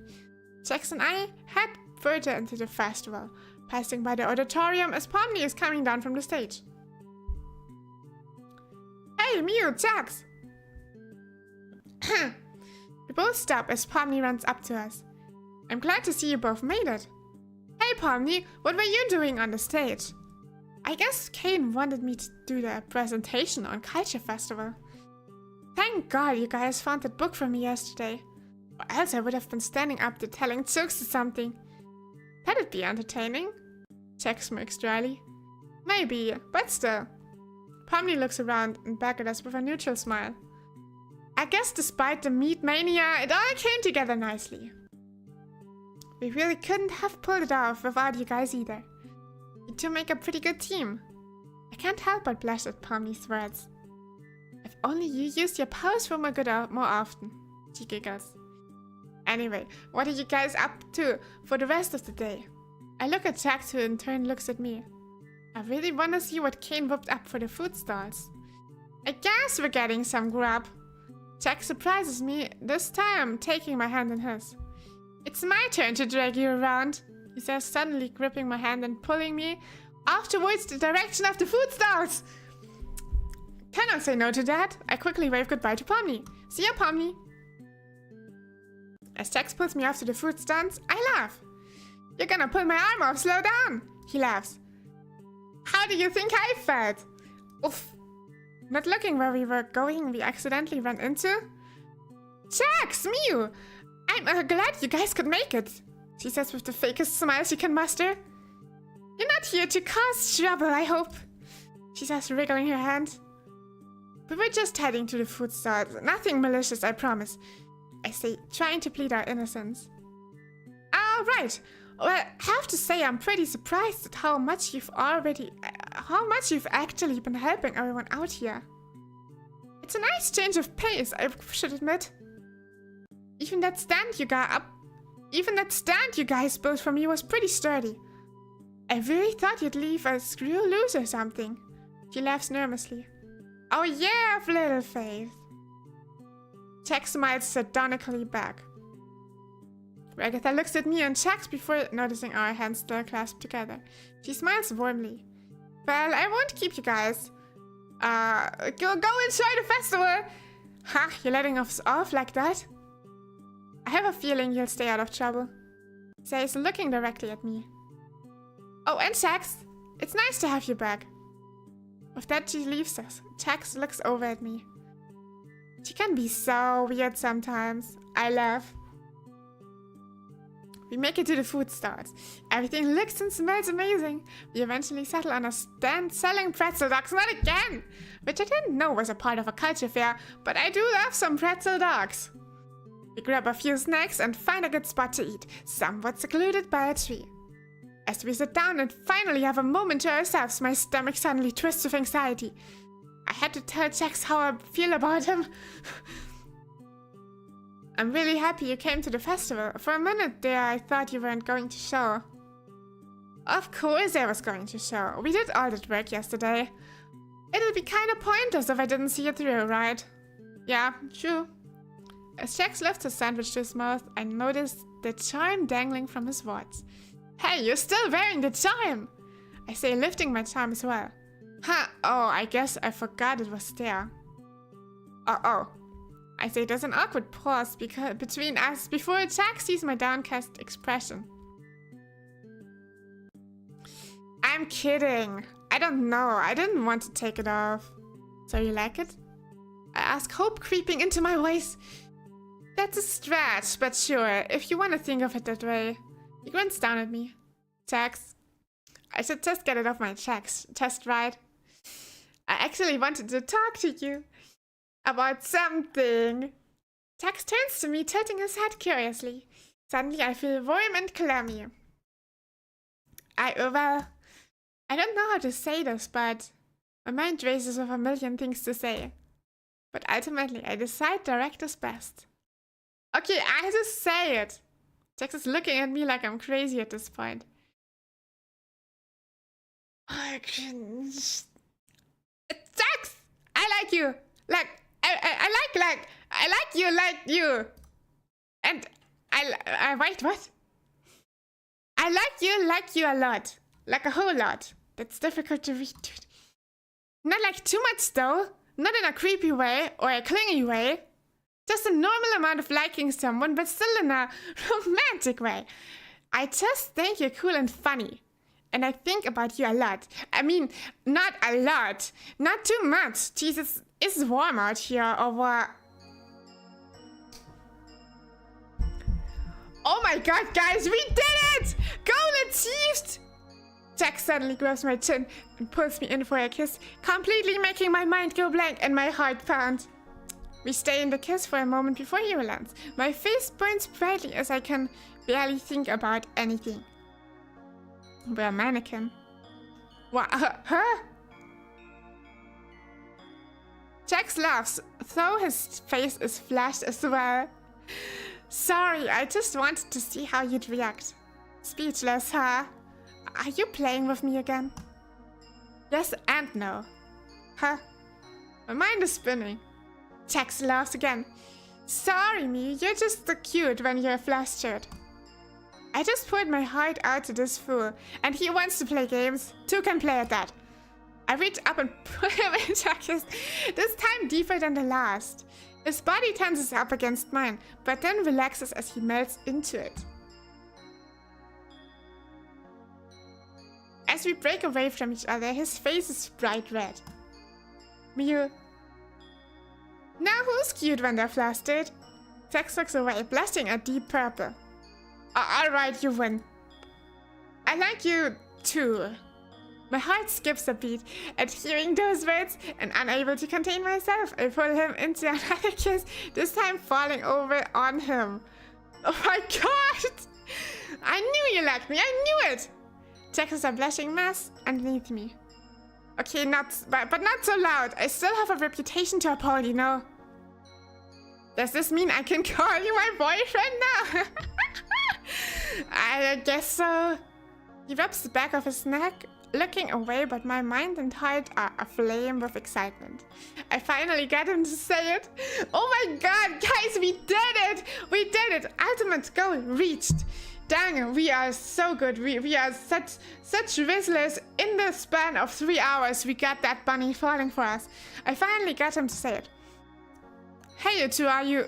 Subal comes from around the tree to seize us in our compromising position. Oh, I'm interrupting something. They say not sounding like they care much if they are not, but trying to be polite all the same. Super! Jack shouts in frustration. Super! Jack's just said yes to be my boyfriend. I hug him tightly. Jack's face continues to burn. He really is cute when he's flustered. I mean, well... Subel's eyes widen. No fucking way. Subel turns to me. Are you sure you want? They pause to find their words, gesturing in Jack's general direction. Jack is a partner. Hey, what's that supposed to mean? Subel throws their hands up defensively. Nothing. I'm happy for you guys. They scratch the back of the neck awkwardly. Are you two coming to the fireworks display tonight? Ragatha asked me to get a head count. Fireworks? That sounds fun. Count us in. Subel nods and leaves us. Did you hear that? Subel is happy for us. My lips curl into a grin as I tease him. I'm so going to get you back for that. He says, his hand cupping the side of my face. No, where were we? He pulls me into another kiss. We stay under the tree for a little while longer before going up to the shower fireworks show. Oh my god, the whole thing was so cringe, but so cute. It was so cute, what the fuck. Despite all the ups and downs, it was worth it to get here.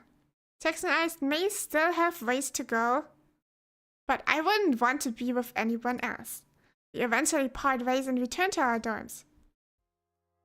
I walk to my room, still giddy from the day's earlier events. I pull a yukata from my clothing rack and start to get changed. Now how did we get that? Was there always a yukata there? Appeared a note on it. It's a gift? From Kane? Look at him! He's so epic! Oh my god! Oh my god, I want a postcard of that pose of Kane too! He looks like some sort of, I don't know, sophisticated person! Oh my god! He's so cool! I want to look like that too. Congratulations on you on getting close to the prickly pear cactus that is our Jax. It's come to my attention that you were even invited to the firework festival. Very impressive indeed. Well, you can't just show up in your stuffy old school uniform, so I decided to give you a yukata for tonight's little outing. Have fun with it. I shrug. I pull my yukata on and wait for Jax outside my dorm. When he sees me, he smirks. Wow, me, you really got yourself all dolled up for some damn fireworks. Just to show off for me? I should be flattered. I smirk back. Yeah, you should. I say, putting a hand on my hip. Savage. Jax shakes his head. Well, come on, let's go to the school, since you want to tell everyone I'm your boyfriend so badly. He's projecting, he wants to tell that! Oh my god! We walk hand in hand to the school entrance. Is this the part where we heal from the trauma from episode 9? Is this it, everybody? I'm gonna explode from joy. I got these. Oh my god, don't be like that! I thought you were writing you were exploding from joy because of him, because I got to date him. But you say you're gonna see I1 Ryo for real? Bro, why? Still congratulations on that. Cool. Oh my god, no. Everyone, this is where we heal from our trauma. Our trauma from episode 9, this is where we heal at. Before we enter, Jack stops me. So I guess just one question before we go up there, Mew. I pause. Why me? I pondered it a moment, putting a finger to my chin while I really think of the answer. Because their community decided so in my YouTube poll. Democracy won! You're playing a dating sim? Yes, I am! And I'm dating sex! But we already reached kind of the end. This is, I think, the epilogue. We got him to kiss us. Oh, no, wait. Yeah, he was doing the kissing. We did a really embarrassing confession, really cringy, but he kissed us then. And then we said to Subel that he's our boyfriend, and now we're at a firework festival, and I don't know, I'm gonna get more people to tell them that he's our boyfriend, to flex on them. I'm gonna flex. I mean, I got you in trouble, bailed on you, didn't really do anything for the culture festival. Why do you care? The answer finally comes to me. Because you are you. Jax looks confused. I guess, I don't know, I could tell there was someone genuine underneath it all. At my old school, I was a loner, and I would just ditch anyone who tried to spend time with me or make fun of them. But it was really a lonely way to be. When I came here, I told myself things were gonna be different. And I guess I just saw you and you reminded me of how I used to be. And that reminded me of how much I just wanted someone to talk to and confide in and spend time with. Sorry if that's cheesy or whatever. Jax has been silent next to me for a while, but he finally meets my gaze. Nah. He rolls his eyes. I mean, I'm a loner because I'm a cool guy, and you were probably a loner because you were an awkward loser. I roll my eyes at his obvious joke as he smirks down at me. But having you around does make things less lonely. So let's go up there and make everyone else jealous with how cool I made you. Look at that! We do just that. Every once in a while we share this. Hold on, you gotta see that picture. Gangle is wearing a cute hat, like a hair decoration. And Ragatha is too. And everyone is wearing like yukatas, and Kinga is there too. And he's pointing at the firework. Yes, Kinga, that's the direction of the firework. That's that where your hand is pointing. Good job for pointing that out.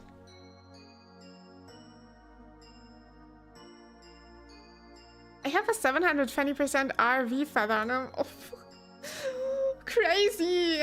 I don't know how wirelessly he plays. But I'm happy for you that you get him. Pull an epic prank, pull off the mask, and reveal you have been super the whole time. Holy, that would be insane. No, we're gonna reveal that we were Ragatha all along. Imagine that.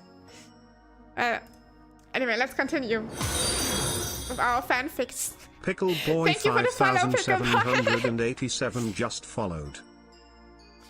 And welcome to our community. I have acquired another boyfriend, by the way. I can now officially say I have, like, next to Venti being my husband, and I have Jax as my boyfriend, okay? My harem is filling itself up. And while the others give us a wide berth, there is a sense of peace, or at least truth, that settles over the group. As the fireworks go off above us, to the oohs and ahs of our class, I realize something. I may have changed Jax some, but he also changed me. With time, more and more of my memories returned. We still haven't found our way out of the school yet, or back to our lives before. But as long as I have Jax by my side, I'll be alright.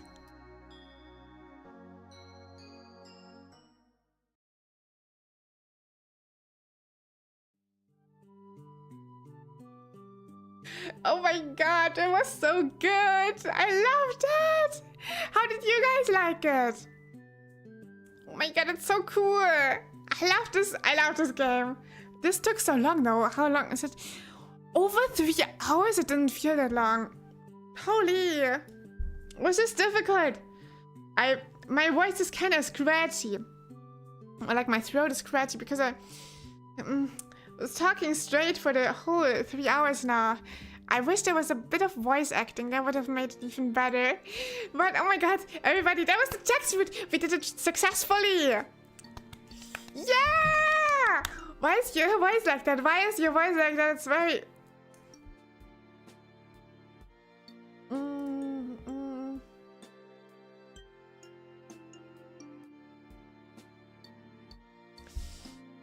Great job of it too! Though, thank you! Thank you! Anyway! this was the Chax route. It was very, very fun. How did you guys like it? I mean, that was the requested route that the community wanted. After all, I'm gonna look at the poll right now. To see if it's still the same. Yes. You know, I can say it with 100% certainty too. The results were 56% voted for Chax. I did a poll at the beginning of the week to determine who we're gonna date first, and Chax got 56%. So that's why we dated him today. Next one in the lineup would be Pomni with 28%. So we're gonna see when we do that. But yeah, that was insane. I enjoyed it a lot. There was like a, but actually there was like a interactive fan fiction or something. Really, really cool. Also, I liked that the art was all human drawn. I at least read that earlier. Like, it wasn't AI generated, so that's really cool. Yeah, generally the art style is really amazing as well. Is it time? I'm glad to have been here. It was fun. Yeah, too. It was so much fun. Not gonna lie, it's cringe, but I must use some of these tactics for pulling. I need all the help I can get. I agree. Some of the stuff was cringe, especially the stuff that the main character did. It was kind of, we were kind of cringe a lot of the time, but not all the time. Not all the time. I was okay. Don't really like Chax. Okay. Who were you voting for then? Who were you voting for in the poll? Chax maxing 2. Everyone and their brothers hate AI, but nobody knows I am AI generated too. Oh no! Maybe we all are AI generated and they're just individual AIs ourselves that grew smart. But we aren't self-aware. Ever thought of that? We could have a chip in our brain, like a pig on a treadmill. Pig on a treadmill. Anyway, everybody, thank you all for joining today. If you enjoyed it, please leave a like and subscribe to my channel so you don't miss anything in the future. And yeah, especially if we do such epic, the amazing digital dating simulator again and play the next character who is probably gonna be Pomni. But who knows that for sure?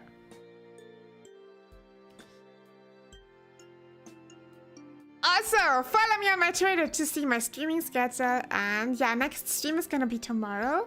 We're gonna do Road to Empress, and it's actually gonna be the finale. Yeah! Okay. Everyone have a nice remaining Saturday. You guys take care of yourself. I can recommend this game if you want to have like a parasocial experience with the characters you grew so close to or so attached to and then got ripped away from during episode 9 in the worst way possible. Yeah. Use this game to heal your wounds. And yeah, with that, happy Saturday, happy remaining weekend. Until the next stream. Bye-bye. Good night.